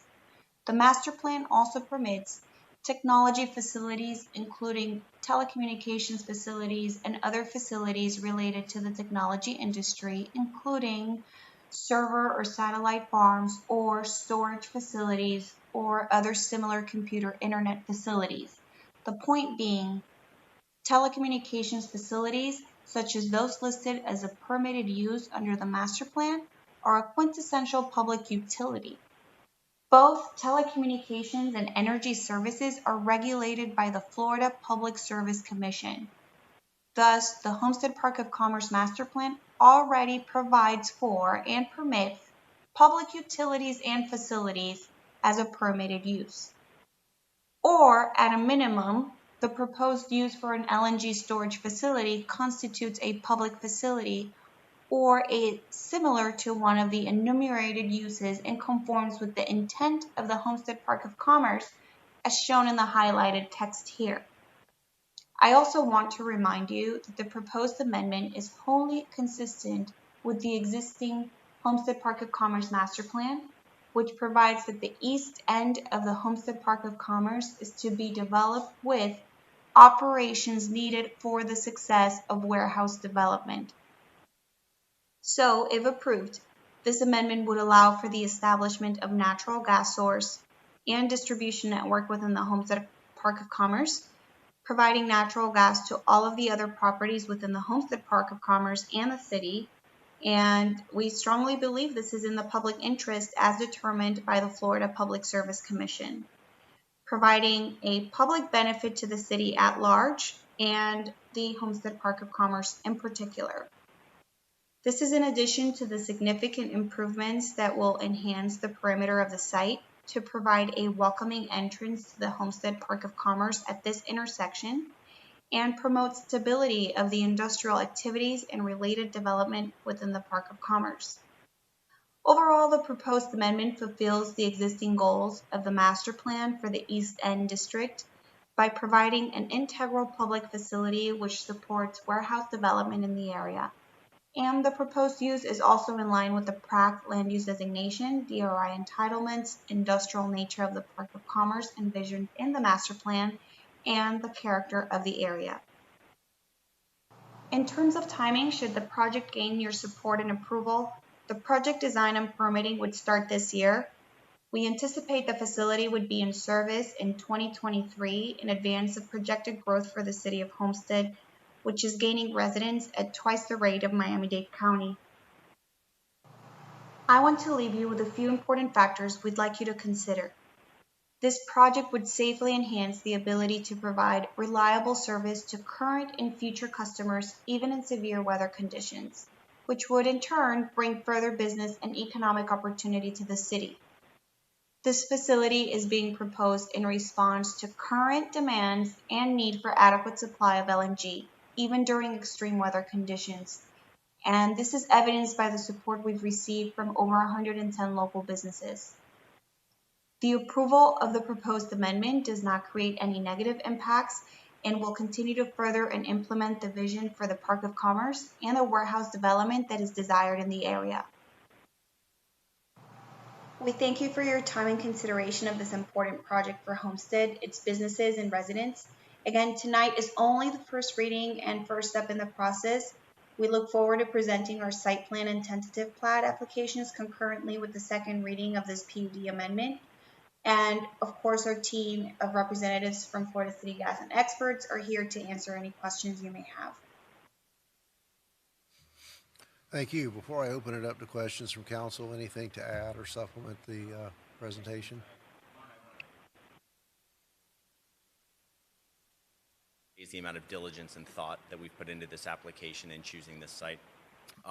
Also, I just want to bring to your attention, you saw in the presentation, there's a number of letters of support for the project, which I believe you have in your packets in front of you, from Homestead Hospital, the Miami Homestead Speedway, the county water and sewer and transit authorities, contender boats, Atlantic Sapphire, and more, as well as a petition signed by more than 100 local individual businesses that support the project as well. Thank you. Councilman Shelley, did you wish to speak? Okay. Any initial questions or comments from council? Vice Mayor?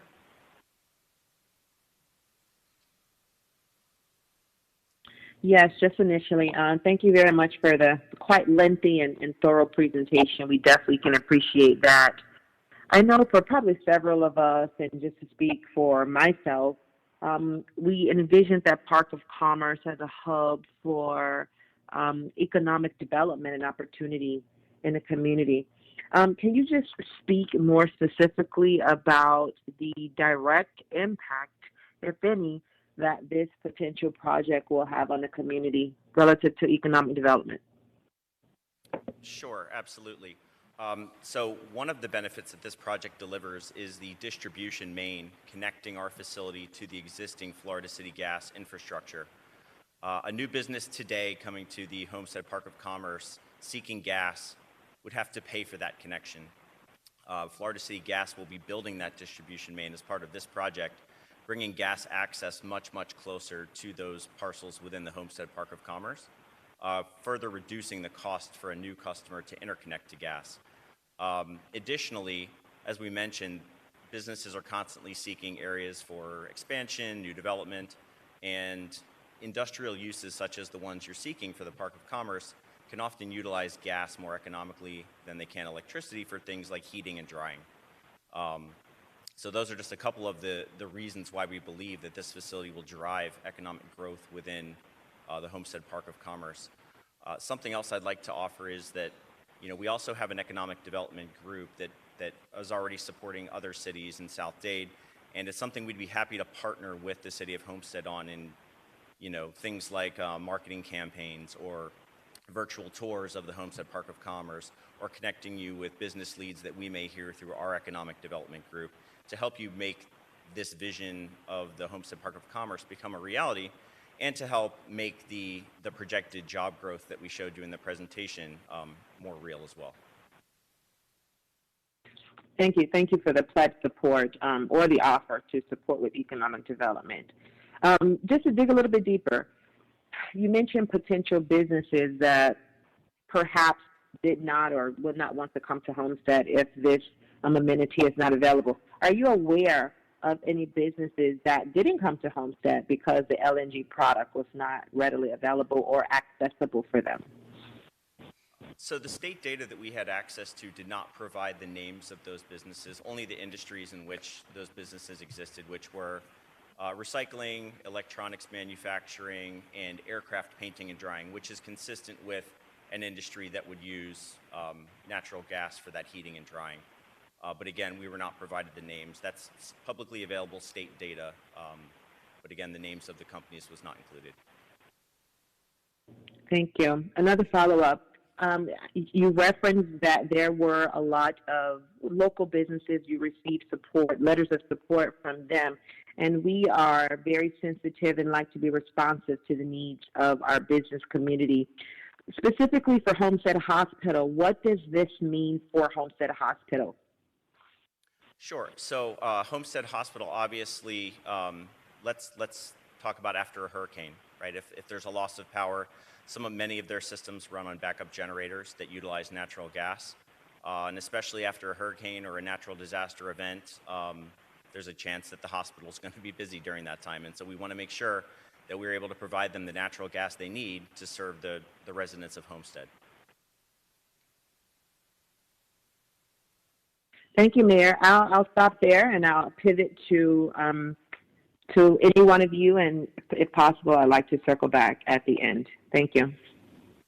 Thank you, Vice Mayor. Councilwoman Avila, would you like to join in at this point? Thank you, Mayor. I hope my connection is okay. So far, so good. Thank you. So, Vice Mayor asked the same questions I wanted to ask, and I think that had this project come before us for first reading prior to COVID, I would be having a very different perspective on it, as many of us are. I think that COVID is bringing a new perspective of what it looks like to drive economic development and making businesses have the resources available to thrive and to be prosperous.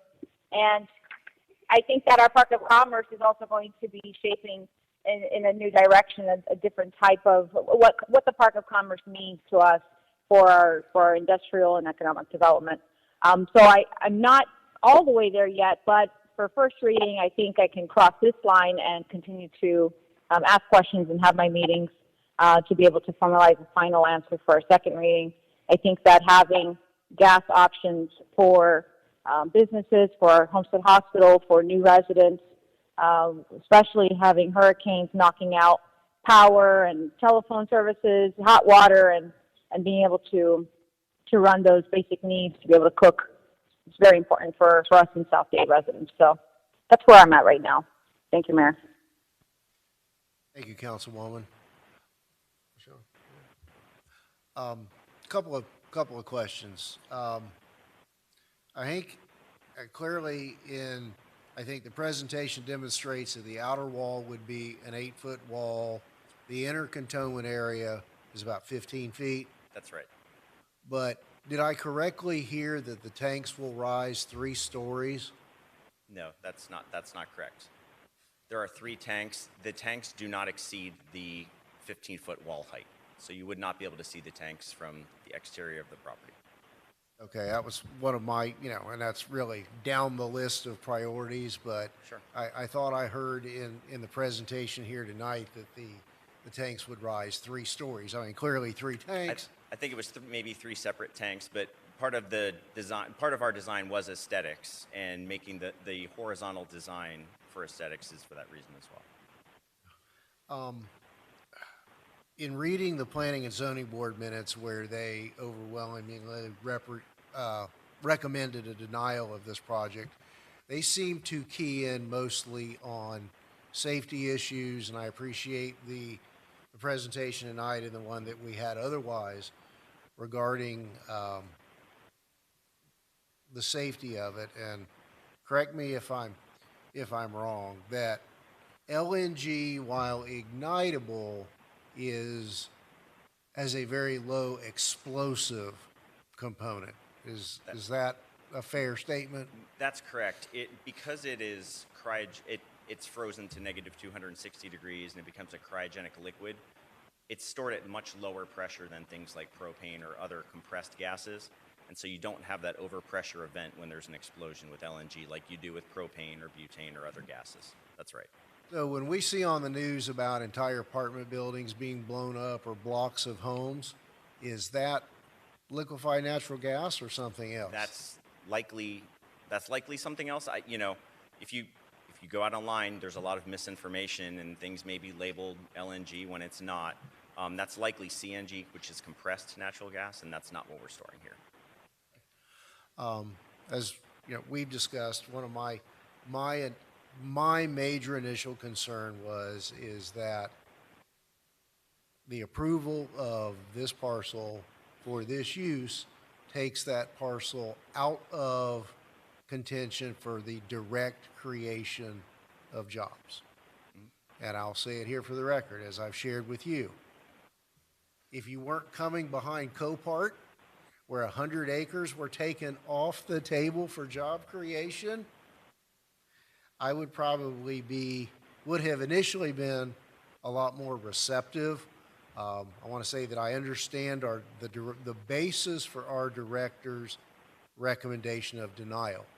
It doesn't fit, perhaps, the vision and the concept of the Park of Commerce, but I think as some of my colleagues have said tonight, a lot of circumstances in the last year and a half, as well as the evolution of the park, should give us pause to rethink the confines that define the permissive development in the park. I'm really torn on this. Can you disclose to us? I think your presentation indicated there were about 500 residents in Homestead who now used, Florida City Gas, and I don't know, 160, 170 businesses. Are you at liberty to give us an example of some of these specific businesses that are now utilizing Florida City Gas, liquefied natural gas? That are current customers? Currently. Well, many of those that have provided letters of support are included there. So the Homestead Hospital we talked about, Publix, utilizes it. Many local restaurants and laundromats. If you look at the petition that was signed by over 100 businesses, I want to say almost all of those are local are existing gas customers. And then you have some really critical facilities as well. So the Miami-Dade County Water and Sewer Department, the largest wastewater treatment facility just north of Homestead, is a natural gas user, as well as Miami-Dade Transit. So the bus system that takes workers to and from Homestead into Miami, those run on natural gas as well. And so those are all existing customers of Florida City Gas. Again, with the caveat that this is first reading, I'm really torn. I've shared with you our very early conceptual plans for a regional world-class park just across the street, and how that may fit, that your proposed project may fit with that, and that is certainly grounds for a legitimate conversation and factual conversation about explosivity versus ignitability and containment and what the real risks are. I thought I saw the representative from Homestead Air Reserve Base out here. Is there anything that the base would want to put on the record tonight with respect to the application? I know that I happened to sit on planning and zoning last week, and there seemed to be some discussion that in approving their minutes, they weren't really convinced that the minutes adequately reflected their conversation. So I was just curious as to whether or not the base representative here tonight wanted to weigh in, if he's in the audience or someone from the base is in the audience. Mr. Cordino. Mayor, as part of the DRC review, the Air Base is on the DRC committee, and they reviewed it. They had no official comments for the DRC. So if that's helpful. Just clearly your presentation demonstrated a small corner was impacted by the APZ. That's right, and there's no infrastructure within that park, within that corner as well. Mm-hmm. Okay, appreciate it. All right, sure, Councilman Roth. Thank you, Mayor. Just a couple of thoughts. During the presentation, there was a mention of property taxes or tax revenues to the city. Now, recently that property was giving us about $30,000 a year in taxes. It mentioned, I think it said 1.6 million the first year, and then it said $16 million a year. Can you break that down so I understand what those numbers truly mean? Sure. And staff pay attention to this so we can verify that these numbers are correct. Yeah, let me just refer to the I exact think number. that was over a 10-year life. That's right. So The 16 was over a 10-year it's life. actually, yeah, let me get the numbers so we're on the same. So the year one tax revenue is estimated at $1.2 million, but over the life of the project, it's more than $16 million. So as the value of the investment depreciates, you know, the tax revenue is not exactly the same every year. That's just a high-level estimate based on the amount of capital we expect to invest in the property. But those are, again, very early estimates. All right, so That is $16 million over the life of the project, the life meaning like a 20-year life. 20 years. 20 years. So for the layman, what does that mean in dollars to the city? So we have estimated that the city of Homestead's portion of that $16 million is $4.8 million Over that period. 20 years.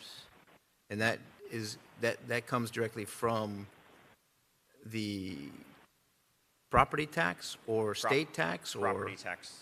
That is just the property simply tax. property taxes. Yes, sir. So 20 years, 4 point. What does that come out to every year? 400 and change every year, I think is what the presentation said. Around 400 in the first few years for Homestead. Yeah, so Homestead, in general, of the 16, Homestead's getting about a third. So whatever the annual amount is, it's about a third. So about $400,000 in year one. That's right. So about $400,000 a year. And maybe staff can try to confirm and verify some of those numbers because that's a very large number as well. And then I remember after a few hurricanes several years ago, the base had problems getting fuel to the base. Now, does the base use any of this LNG as part of their operations in running the base as well? I don't believe they're an FCG customer today. However, I know that we do sit on a energy working group with some of the base members. I believe due to COVID that may have been paused, but I know we've been in discussions with them about benefits that they could derive from this facility as well in terms of backup fuels. Yeah, because I also remember they were without power for several days, just like most of us were here. So, you know, when you start thinking about the big picture, national security and things like that, it'd be interesting to know if they have any stake in using the product that you guys are going to be providing. So Absolutely. that's all I have for now, Mayor. Thank you. Thank you. Councilman Shelley? Thank you, Mayor. Yeah, just some of my own thoughts, I guess, here, and some of it echoes what the mayor has raised already, which is, you know, I've been somewhat torn on this issue. I've met with, I guess, your team multiple times, going back almost a year now, and I think my concern has always been the same issue, which is this parcel is not exactly what I think I envisioned the Park of Commerce becoming. We've held out this long. The Park of Commerce should become more and more valuable as the land up north has started to dissipate and disappear. And so at some point, we should get the projects that we're looking for. So every parcel that we allow to go away to something that is not what we wanted takes that off the table long term. And so that's one of my considerations here. The other thing, too, is that the way I kind of look at this is it is kind of a backup plan, I guess, in terms of what you guys are looking to put into that parcel, which allows you guys to shore up your infrastructure. But it doesn't create new access per se. It continues to serve the same people who are already being served by this gas system. And granted, in the event of a natural disaster or some other issue, you're going to be able to maybe provide restoration of services quicker, and that is a positive. But I think one of the things I would have liked to have seen is the actual expansion of access to this gas. So you put it in and actually be able to see that you're going to plan to run pipelines to, say, the west side of town, where I represent a lot of our constituents who would love to be able to have access to this pipeline, put in a natural gas generator, and be ready to on standby. But this doesn't necessarily provide that at this stage. So the way I kind of look at it is, balancing between cost benefit, is it worth or not worth? And I had the same analysis I did with Copart. The mayor brought up Copart, and I felt the same way about the Copart property, and wasn't really in support of that. I didn't feel like it brought enough positives to the table when they first introduced it to me. That one they happened to, because they were able to protect the base, it got me over the threshold where I believed, okay, it was worth that sacrifice in order to protect the base long term and undo some of the things this council had done, 10 years ago. But I don't have that on this one, and so I'm kind of on the position right now where I don't know that this is the project that I'm looking for, and the pros don't outweigh the cons for me at this stage. Just so you guys have an idea where I'm at, and my colleagues have an idea where I'm at. That's kind of where I am. So, if I could respond Sure, to that, sure. and I apologize if we weren't clear on this fact, but there are really two justifications that we took before the Public Service Commission. One is exactly what you described, which is resiliency for the existing gas customers in the area. The second was we do not have enough gas capacity to meet future demand, and that is for new businesses in the area. So this facility will actually serve both. It will provide capacity for new business, but it will also provide resiliency for those businesses that already are natural gas customers. I do understand that, and I know that you can't expand if you don't have this facility, so there's kind of the chicken and the egg thing that goes on as you do the analysis. But what I would have preferred to have seen is you come with a proposal to say that we're going to install or put this in there for the reasons you just stated, and here's our 5-year, 10-year, 20-year plan where we're going to expand pipelines through the city of Homestead. Because right now you show the expansion and it goes north, which means this gas is going to be stored here, it's going to take up our space, it's not going to create jobs for us, but the gas is actually going north to service other areas non-city related. And so what I would like to see, or what I would want to have seen, is to see where 5 years, 10 years, 15 years from now, you're going to have this pipeline that runs directly through our Park of Commerce, that goes through our downtown, that goes to maybe the west side to serve other residences. And then I would say, okay, now I see where we're getting a benefit. And that's kind of where I'm talking about. So I know it's the chicken or egg. You can't do that until you have this, but that's kind of where I am on my analysis. Well, and that's a fair point. And one thing I would add is that, we certainly don't want to put pipelines in the ground for no reason, right? We want to be thoughtful about where we put them and why we put them in the ground. And so the distribution main that we're running to the north is simply to connect with our existing distribution main there. What I will say is that we are having discussions with customers west of Homestead about providing natural gas, in which case, if that comes to fruition, a service would be provided to that area of Homestead. Now, again, we wouldn't just put a pipeline underground hoping for that, right? That's not diligent for the Florida City Gas customers, and it's not good for the local community where we're tearing up roads and things like that. And so we really only do that when there is a need or a customer demand. So that's all I have for now, Mayor. Thank you. And to add a bit of levity to this, when you use the phrase tear up roads, you could be snatching defeat from the jaws of victory. All right. Councilwoman? I was going to wait until the public comments, but I will, I'll weigh in as well. It's been a game of weighing pros and cons for me as well. I do understand it's not creating the jobs that we are looking for, especially for in the Park of Commerce. But the pros on the lower emission type utility that it offers, that was a big plus for me. Again, just like Copart, I felt like it is going to help bring new businesses, put us on the map. So that's where I am. I feel the same as Vice Mayor. I want to be very responsive to what our local businesses need. So I look forward to hearing the public comments and speak after that. Thank you. Thank you. Unless you need to respond further, I wanted to ask for public comment, either online, first online, and then in the audience, who are in opposition to the application. Is there anyone online wishing to speak in opposition? Seeing none at this time, Mayor. All right. How about in the audience? Is there anyone here wishing to speak in opposition? If you are, please come forward. Okay. All right. So I know there are a lot of unfamiliar faces, some familiar faces in the audience tonight.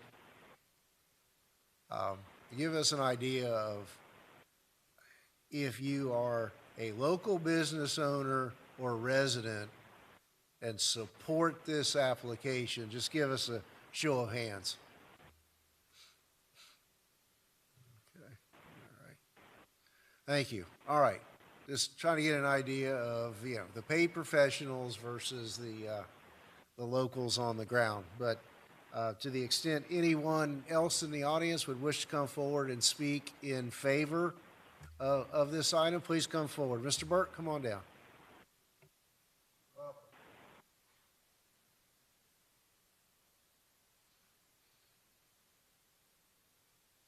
Now remember, Mrs. Sewell's going to put you on a 3-minute clock.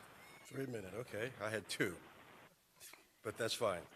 Mr. Mayor, Madam Vice Mayor, Councilmen, women and men, I really appreciate it. Having me here today. I am Les Burke. I am the CEO of the South Dade Chamber of Commerce.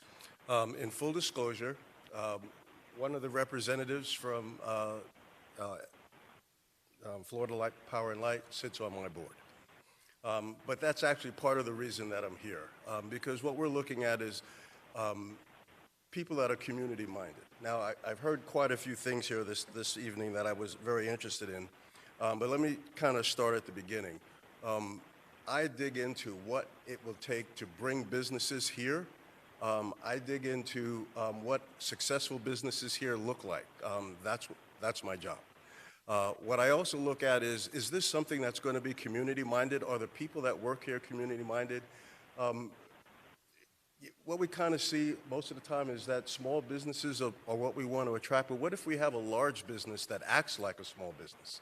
What if we have a large business where their people go to school, their kids go to school with our kids, grandkids, and that type of situation. So let's kind of look at a few things that I did here today. We're looking at the park here, okay, and we're looking at the possibility of jobs. What are we looking to bring there, and how long are we going to look? Councilman Roth was asking about the $1.2 million. I've really dug into this to try to figure out what this is going to do for us and how. I believe that this is something that we really should take a look at because it's responsible. And we need right now in Homestead responsible growth. And I see a lot of growth that I'm like, wow, how did that happen? But this is responsible. And what it's going to do for us is responsible. And we should really consider that. I talked about being a neighbor. I talked about them being, one of the members being on my board. That's important to me because I know that he's going to listen to me. And when I have something to bring to the table, he's going to consider it just like I sat down and poured over this presentation and got all of these answers and asked all of my questions and got those answers from them. The things that they put forward there as far as the safety, the aesthetics, those are all of the things that we know that we want. And these are the things that they considered and started working on and put together before they even came to the table. So I think that we really should consider this. I personally believe that this is a responsible thing for them, and I think it's a responsible thing for us. Thank you. Thank you, Mr. Burke, with 4 seconds to spare. Say again? 4 seconds to spare on the clock. Good timing. Okay. Next speaker, please come to the podium and give us your name and address. And if you're comfortable doing so, feel free to take off your mask. Thank you. I appreciate that. Good evening. My name is Rodrigo Jaque. I'm the executive chef at Chefs The Run in Homestead, Florida, right here in downtown Homestead. And I'm coming here as a local business, mom and pops, local Homestead-grown business who's actually been a Florida City client since their touchdown in Homestead. And as a business, businesses are not only made to make money, are made to save money. And the benefit of having Florida City Gas was that in itself, saving money. While we were able to rip off the benefits of their own, sorry, I apologize, their I don't want to say rewards programs, but the rebate programs, I apologize. We're able to decrease our power light while we still increase our gas consumption and we still maintain a low gas price for our utilities so that the power, our hot water, that is necessary and essential to run a business. Now, as a small local business, we save close to $1,000 on our first year. Fast forward to the future, $1,000 might as well mean $10,000 through these times that we live right now.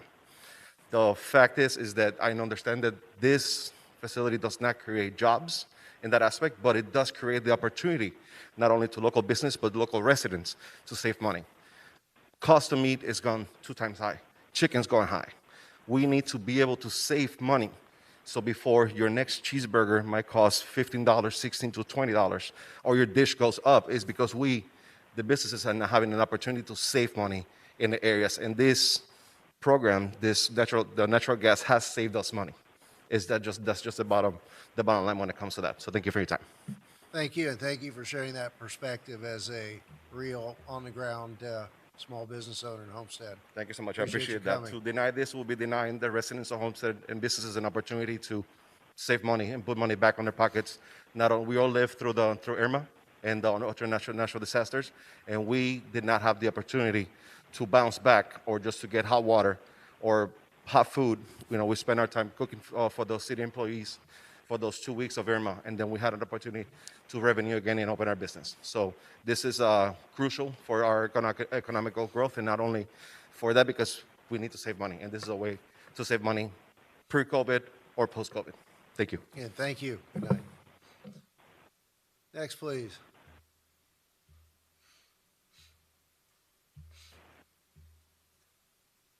I didn't recognize you back there without your mask on.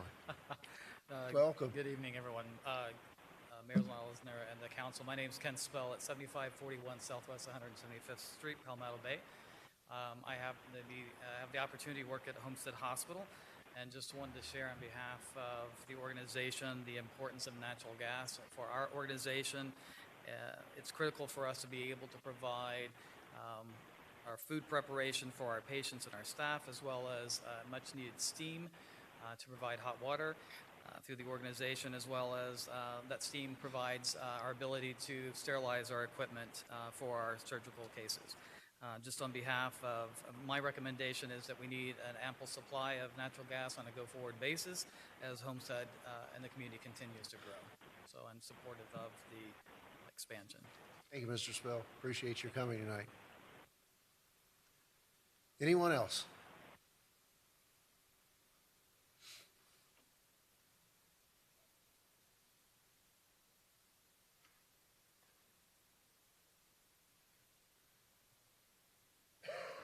Good evening. Hi, good Mayor. evening.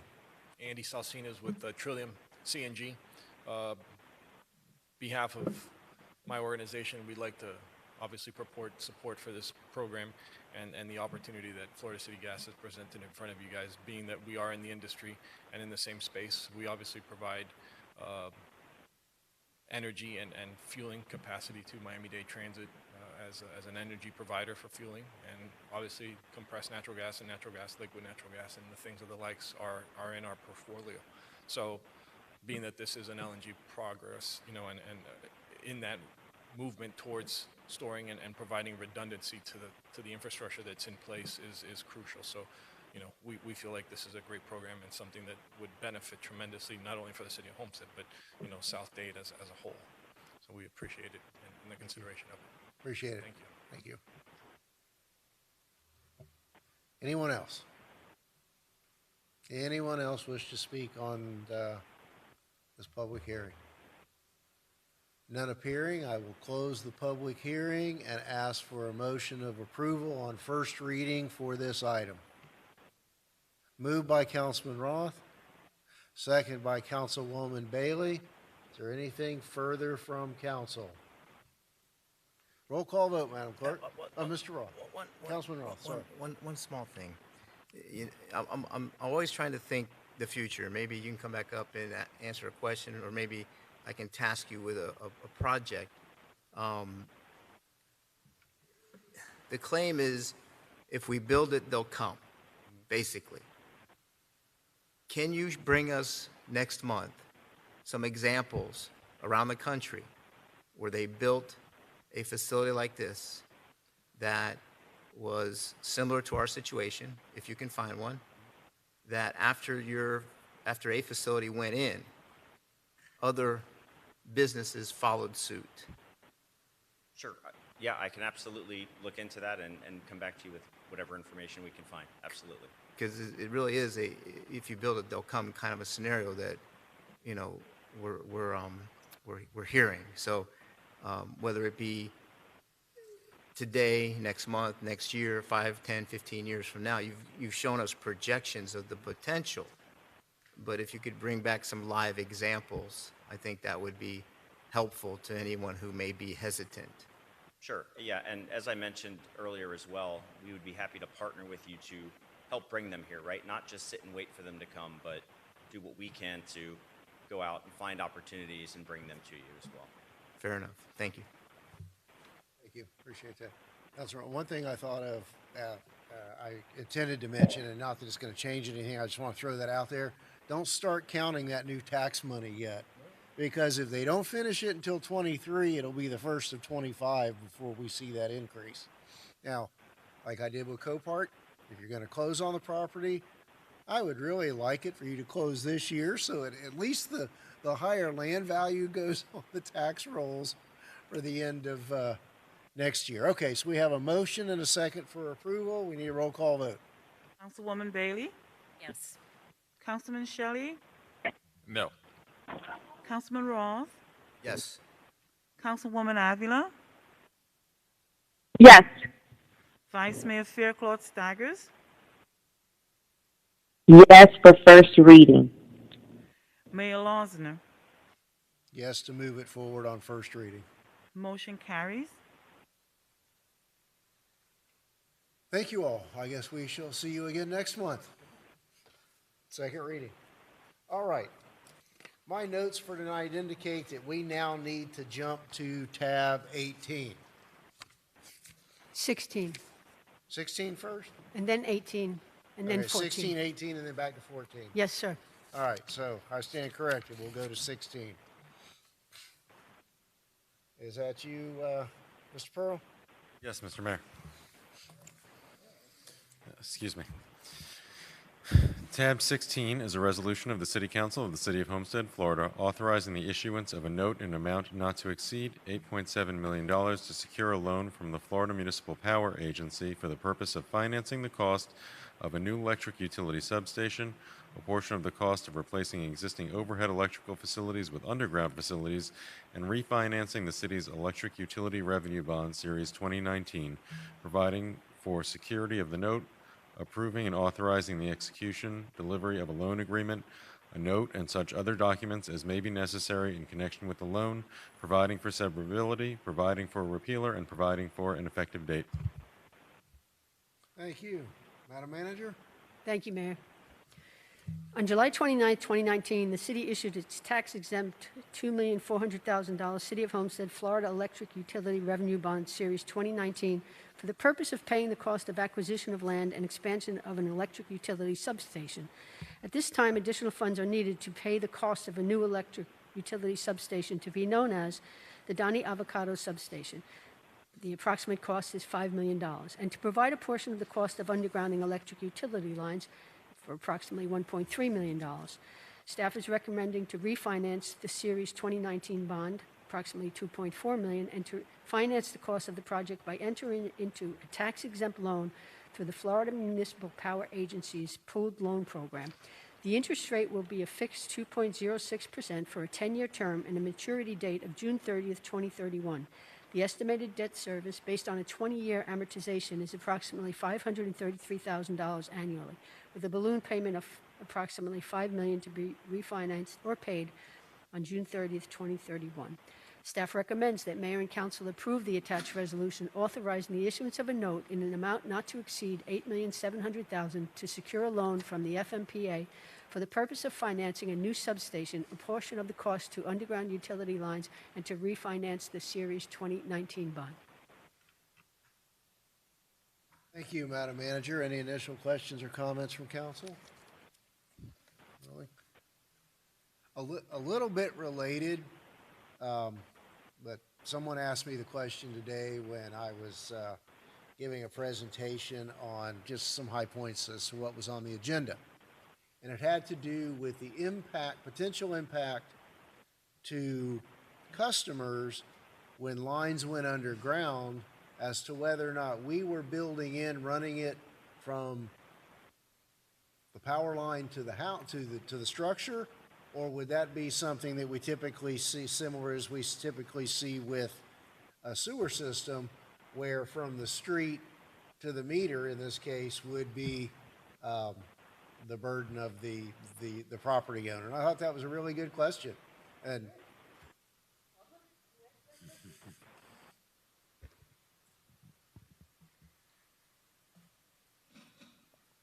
Yes.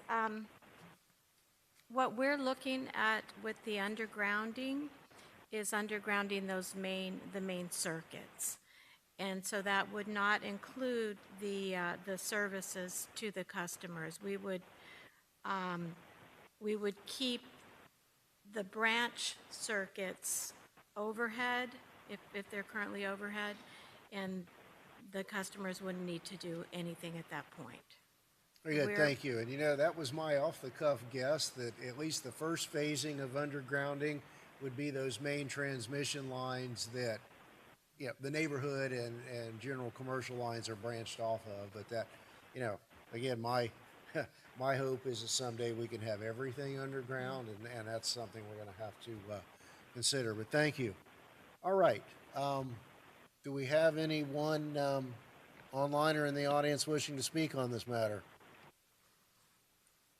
Not online. Anyone in the audience? All right, I'll close the public hearing and ask for a motion for approval on this matter. Moved by Councilwoman Bailey. Seconded by Councilman Shelley. You know, that's the only downside to not having everybody here. All right, so it's been moved and seconded. Are there any further questions or comments from council before we have a roll call vote? Not appearing, let's have a vote, Madam Clerk. Councilwoman Avila? Yes. Councilman Shelley? Yes. Councilman Roth? Yes. Councilwoman Bailey? Vice Mayor Faircloth Staggers? Yes. Mayor Losner? Yes. The motion carries. All right, thank you. Now tab 18, is that correct? Car number 3159, Mr. Pearl.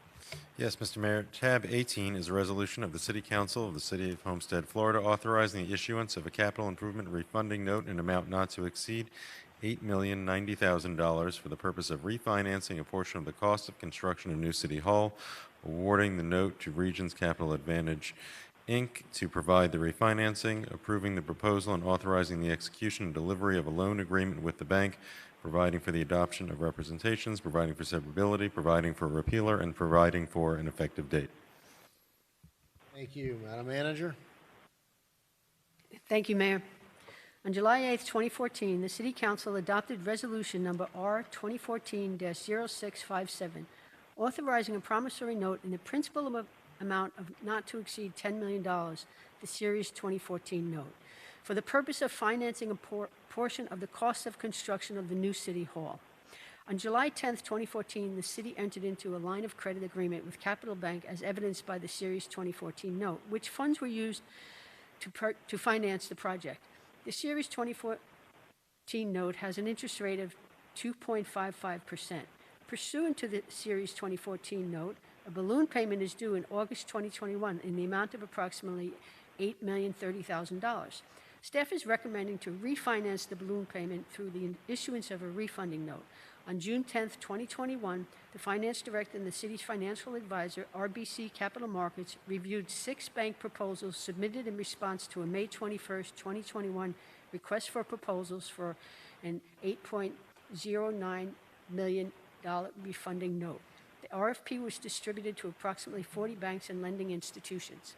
Staff recommends that the Mayor and Council approve the attached resolution authorizing the issuance of a capital improvement refunding note in an amount not to exceed $8,090,000 for the purpose of refinancing a portion of the cost of construction of the new City Hall and awarding the note to Regions Capital Advantage, Inc. to provide the refinancing. Staff is recommending that the City accept the Option 3 proposal from Regions Capital Advantage, Inc., which provides the best combination of a low interest rate, 1.98%, and the ability to repay at any time without penalty. Thank you, Madam Manager. Any initial questions or comments from council? Thank you. I know since this came to my attention, I guess in the last budget cycle, I've been concerned about the refinancing, and I think, yeah, this interest rate is phenomenal. Carlos, can you just give us a ballpark figure of the interest that we would be saving, the old rate versus the new rate? No, I don't have that right off, but the existing interest rate is 2.55%, and I apologize, the current interest rate is 2.03 for option 3, because it's the one that provides no prepayment and no penalties in case we were to sell the old City Hall land and use that to pay it off. Which, knowing what we know, that's important, but either way, this is saving a half a point. And I think I saw in the annual financial report, I think our interest payments were about $440,000 last year. Does that ring a bell? Closer to, I think it's. Either way, but believe it or not, the debt service payment is going to be slightly higher, even though the interest rate is lower. The reason for that is we're actually paying it off a year earlier than originally anticipated. The original bonds were based on a 20-year amortization. We had paid about 5 years worth of it, but the remaining is approximately 14 years. So we condensed it by about a year, so it's slightly higher. But again, with these interest rates, either way, this refi doesn't put us in any worse financials. I shouldn't say worse. No. Doesn't incur any additional monthly, quarterly, or annual obligations as a result of this refi. All right. Is there anyone in the audience wishing to speak on this matter? Anyone online? Have a motion for approval? Moved by Councilwoman Bailey, seconded by Councilman Shelley. Roll call vote. Councilwoman Bailey? Councilman Roth? Yes. Councilwoman Avila? Yes. Councilman Shelley? Yes. Vice Mayor Faircloth Staggers? Yes. Mayor Losner? Yes. The motion carries. Thank you. And now back to tab 14 to, I guess, reflect these adjustments. Mr. Pearl? Yes, Mr. Mayor. Tab 14 is an ordinance for first reading. It's an ordinance of the City of Homestead, Florida, amending the budget for the general fund and the electric utility fund for the fiscal year beginning October 1, 2020 and ending September 30th, 2021 by increasing the total budgeted revenues and expenditures by $16,790,000, providing for severability and an effective date. Thank you. Madam Manager? Thank you, Mayor. And this is actually the reason we changed the order, because this is an accompanying agenda item to the two items that we just did, tab 16 and 18. CAR 3180, which was tab 16, requests council approval for the issuance of a note to FMPA in an amount not to exceed $8,700,000 for the purpose of refinancing a new substation, a portion of the cost to underground utility lines, and to refinance the Series 2019 bond. And tab 18, CAR 3159, requests council approval for the issuance of a capital improvement note in an amount not to exceed $8,090,000 for the purpose of refinancing a portion of the costs of construction of the new City Hall. This budget amendment is necessary to account for the proceeds of the debt and to appropriate the uses of the funds as described. Staff recommends that the mayor and council approve the attached ordinance to amend the adopted budgets of the general fund by $8,090,000 and the electric utility fund by $8,700,000 to account for the proceeds of the debt and to appropriate the use of those funds. Thank you. Any initial questions or comments from council? Anyone wishing to make public comment? We'll close the public hearing and ask for a motion for approval. Moved by Councilman Roth, seconded by Councilwoman Bailey. Roll call vote. Councilwoman Avila? Councilwoman Avila? Councilman Shelley? Yes. Councilman Roth? Yes. Councilwoman Bailey? Vice Mayor Faircloth Staggers? Yes. Mayor Losner? Yes. Motion carries. Thank you. We are now to the agenda item for public comments. Is there anyone online wishing to make a general public comment or in the audience tonight? None online. Thank you. Anyone in the audience wishing to make a general public comment? All right, we'll close the public comment section of the agenda. Any further business with the city manager? No, there is not. Thank you, Mayor. Thank you. Mr. Attorney? No, Mayor. Thank you. Councilwoman Bailey, you're up. Thank you, Mayor. So it is very appropriate that we had our first council presentation today because I wanted to give a little shout out to BYOL, Build Your Own Legacy. They are no stranger to being up here in the council chambers. They were up here and pledged to help with our literati initiative. They led the breast cancer awareness walk and walked ahead of the group picking up trash. They have volunteered at countless back-to-school events, food drives, and anything else to help their kids see how beneficial it is helping others. This year, the coach, Trayvon Brown, can add college graduate and 2021 state champions to his already long list of accomplishments. So I just wanted to say I am proud to know him and very happy that he has dedicated these last few years at really building this amazing mentoring program. So if you are interested in more information for elementary or middle school, you can contact the coach at 786-650-5820. Second thing real quick, I wanted to thank Anna and Julio for looking into the drainage issues off of Maury and Chrome. I know that this is a tough one because of it being county-owned property as well, but it is a major issue I have seen personally a few times. It seems to be getting worse, so anything that we can do to help our local businesses not only get back to normal, but hopefully find a solution to this very major issue would be greatly appreciated. And lastly, Boy Scout Troop 78 will be hosting their annual plant sale this Saturday, right off of Chrome and 264, 16595 Southwest 264th Street. They have a lot of gorgeous plants. It is going to an amazing cause. So if anybody is interested, come out and see them. Thank you, Mayor. Thank you, Councilwoman. Councilman Shelley. Nothing tonight, Mayor. Thank you. Councilwoman Avila? Thank you, Mayor.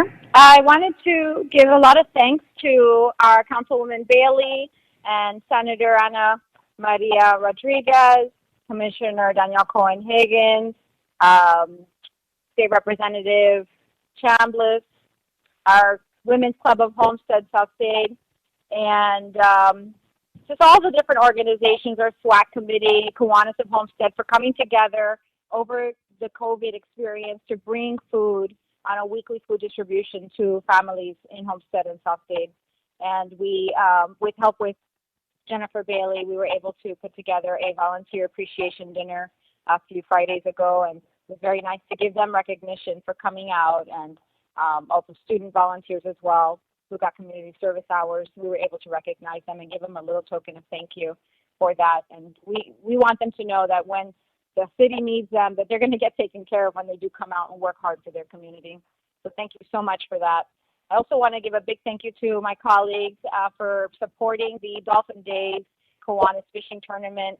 That is a nonprofit organization that comes together to fundraise, to be able to continue doing the good works in the community. And you all supported it in more ways than one, either through donating from your coffers or showing up and participating. And we could not do it without you as a Kiwani, and I want to thank you from the bottom of my heart. That was this Saturday was the tournament, so thank you for that. And also, I want to announce that in a couple Fridays, we'll be having a Man of the Year event. And when I say we, I will be hosting it along with Hombres con Propósitos, translated as Men with Purpose.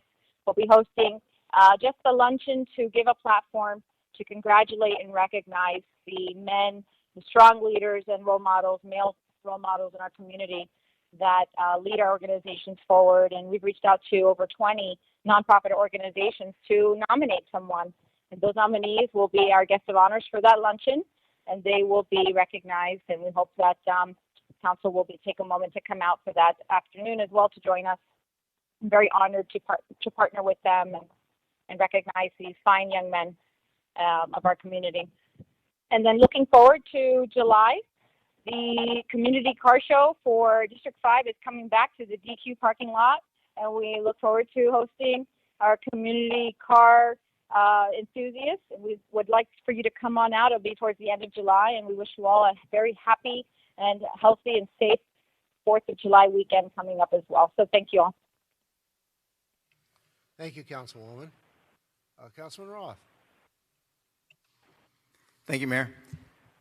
Now, I just want to bring up a concern that I have, and it's nothing to do with the city, so you all can breathe a sigh of relief. But you know, nationally and locally and around the city of Homestead, crime and violence has really taken center stage for the most part. Most of you got emails yesterday related to some incidences that our police department was involved with, but the actual incidences didn't happen in the city. Both of them were gunshot wounds. Both of them were making their way to Homestead Hospital. But again, both of those happened outside the city. And another incident, I don't know if I remember seeing any emails about this one, where our officers, not sure where the incident started, but were in pursuit of a person. The person bailed out of the vehicle down in Florida City, ran into the Shell station on US 1, was armed with a weapon. Our officers also apprehended that individual as well. And most of you know I listen in on the police radio quite a bit.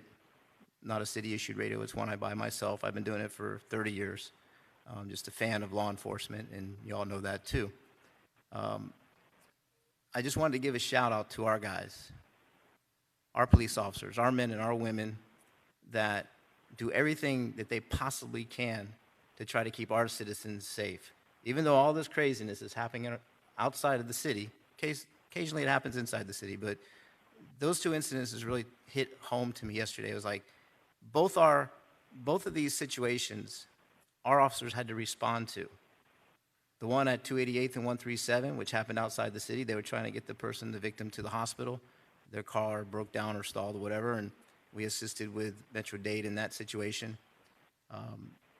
The one that originated out of Florida City, we helped with that situation. And then obviously apprehending a guy running around with a gun and wherever he was, ended up in Florida City. Between the communications with the dispatchers that do a phenomenal job, the police department, the officers, you know, when I listen to that radio, it's teamwork, and they have one thing on their mind, and that's to help whoever they're going to help at that time. So I just thought it was appropriate during the times that we're experiencing, give them all a shout out, the entire police department. Thank you for what you're doing for our city. I'm sure all of us up here appreciate it. I say it a lot, and I won't ever stop saying it. And just kudos to you guys. Keep doing the work you're doing. And I just pray that you all are safe out there. Thank you, Mayor. Thank you, Councilman. Vice Mayor. No business tonight, Mayor. Thank you.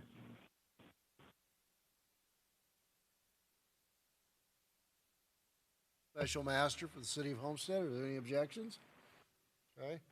And also, we have in our packet several individuals who have applied to serve as Special Masters. A request has come to me for the appointment of each and every one of them. Michael Stiles, Logan Saucer, Karen Jenkins, and Monica Gallo, all of whom are residents of the City of Homestead. And we have their resumes in our packet. Are there any objections to the appointment of those individuals to serve?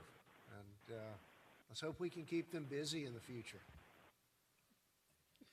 All right, my next item is tab 19, car number 3196, that I asked the council to consider a resolution requesting the Miami-Dade Board of County Commissioners to co-designate Homestead General Aviation Airport as Curtis Pitts Field. I hope that most of you, or all of you, read the backup documentation that I had included in the package about Mr. Pitts and his accomplishments from the rural woods of southwest Georgia to a world-renowned designer and builder of one of the foremost aerobatic airplanes in the world. You know, I'd like to I'd like to honor him. I knew him all my life, and I feel that this can be an economic driver. And I know that the county is looking at how to create more activity and spread the economic growth and tourism. And I really believe that this could be the catalyst for having annual fly-ins and shows of sport aviation and sport aircraft, you know, not in our community, but near our community.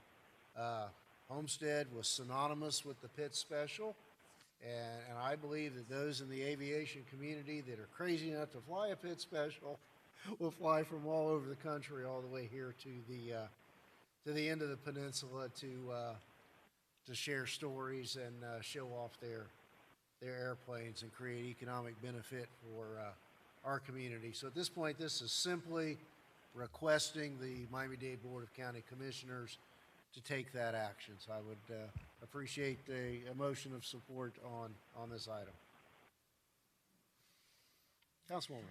I thought it was a great story, very inspirational, and I am aboard. Thank you. And I would be happy to second your motion. Thank you. Any further discussion? All right. So a roll call. Councilwoman Bailey? Councilman Ross? Councilman Shelley? Yes. Councilwoman Avila? Yes.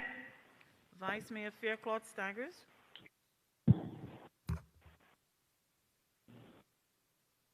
Vice Mayor Faircloth Staggers? Yes. Mayor Losner? Yes, and I'm sorry, Yes. I didn't have Mr. Pearl read the resolution by title. Thank So you. let's tie up those loose ends. So thank you all. Appreciate it.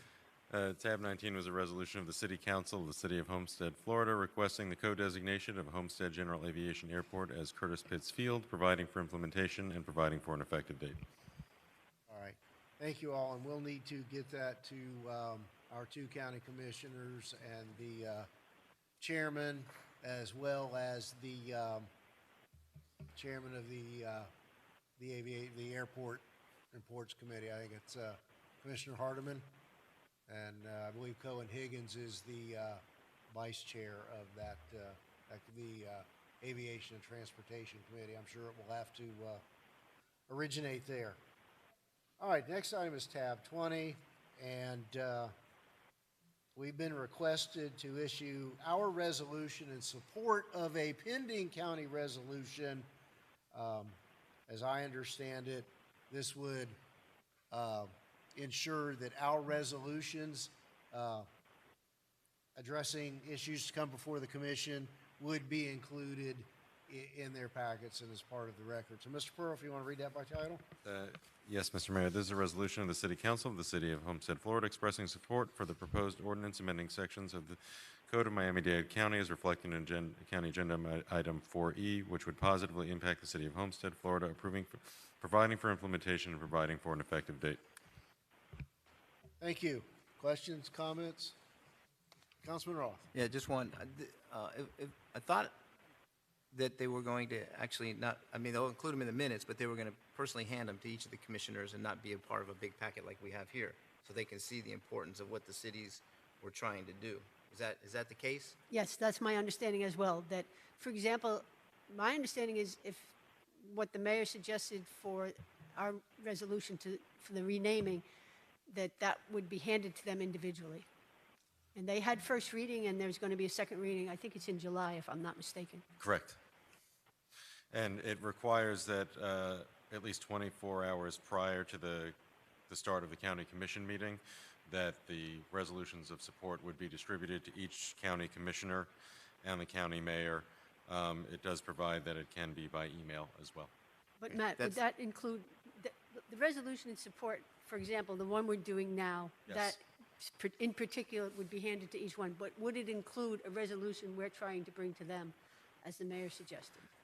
Well, it would once adopted. Right now, the obligation isn't imposed upon them. This is creating the obligation Right, so itself. I may have misspoken, but.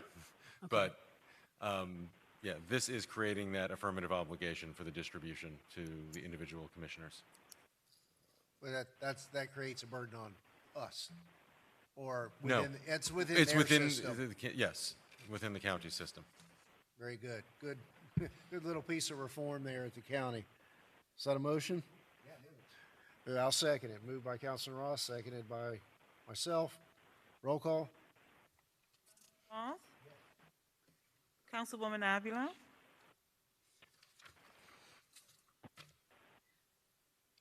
Councilwoman Avila? Councilwoman Bailey? Councilman Yes. Councilman Shelley? Yes. Vice Mayor Fairclough Staggers?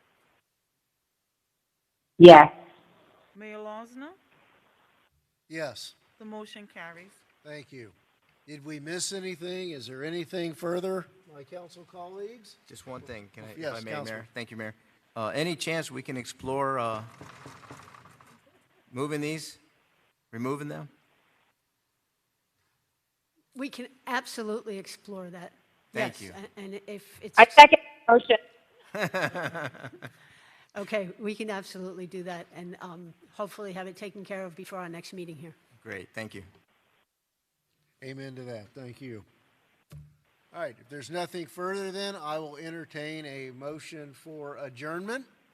Moved and seconded. All in favor? Aye. Thank you all for being here. And we didn't even meet the 8:30 cutoff.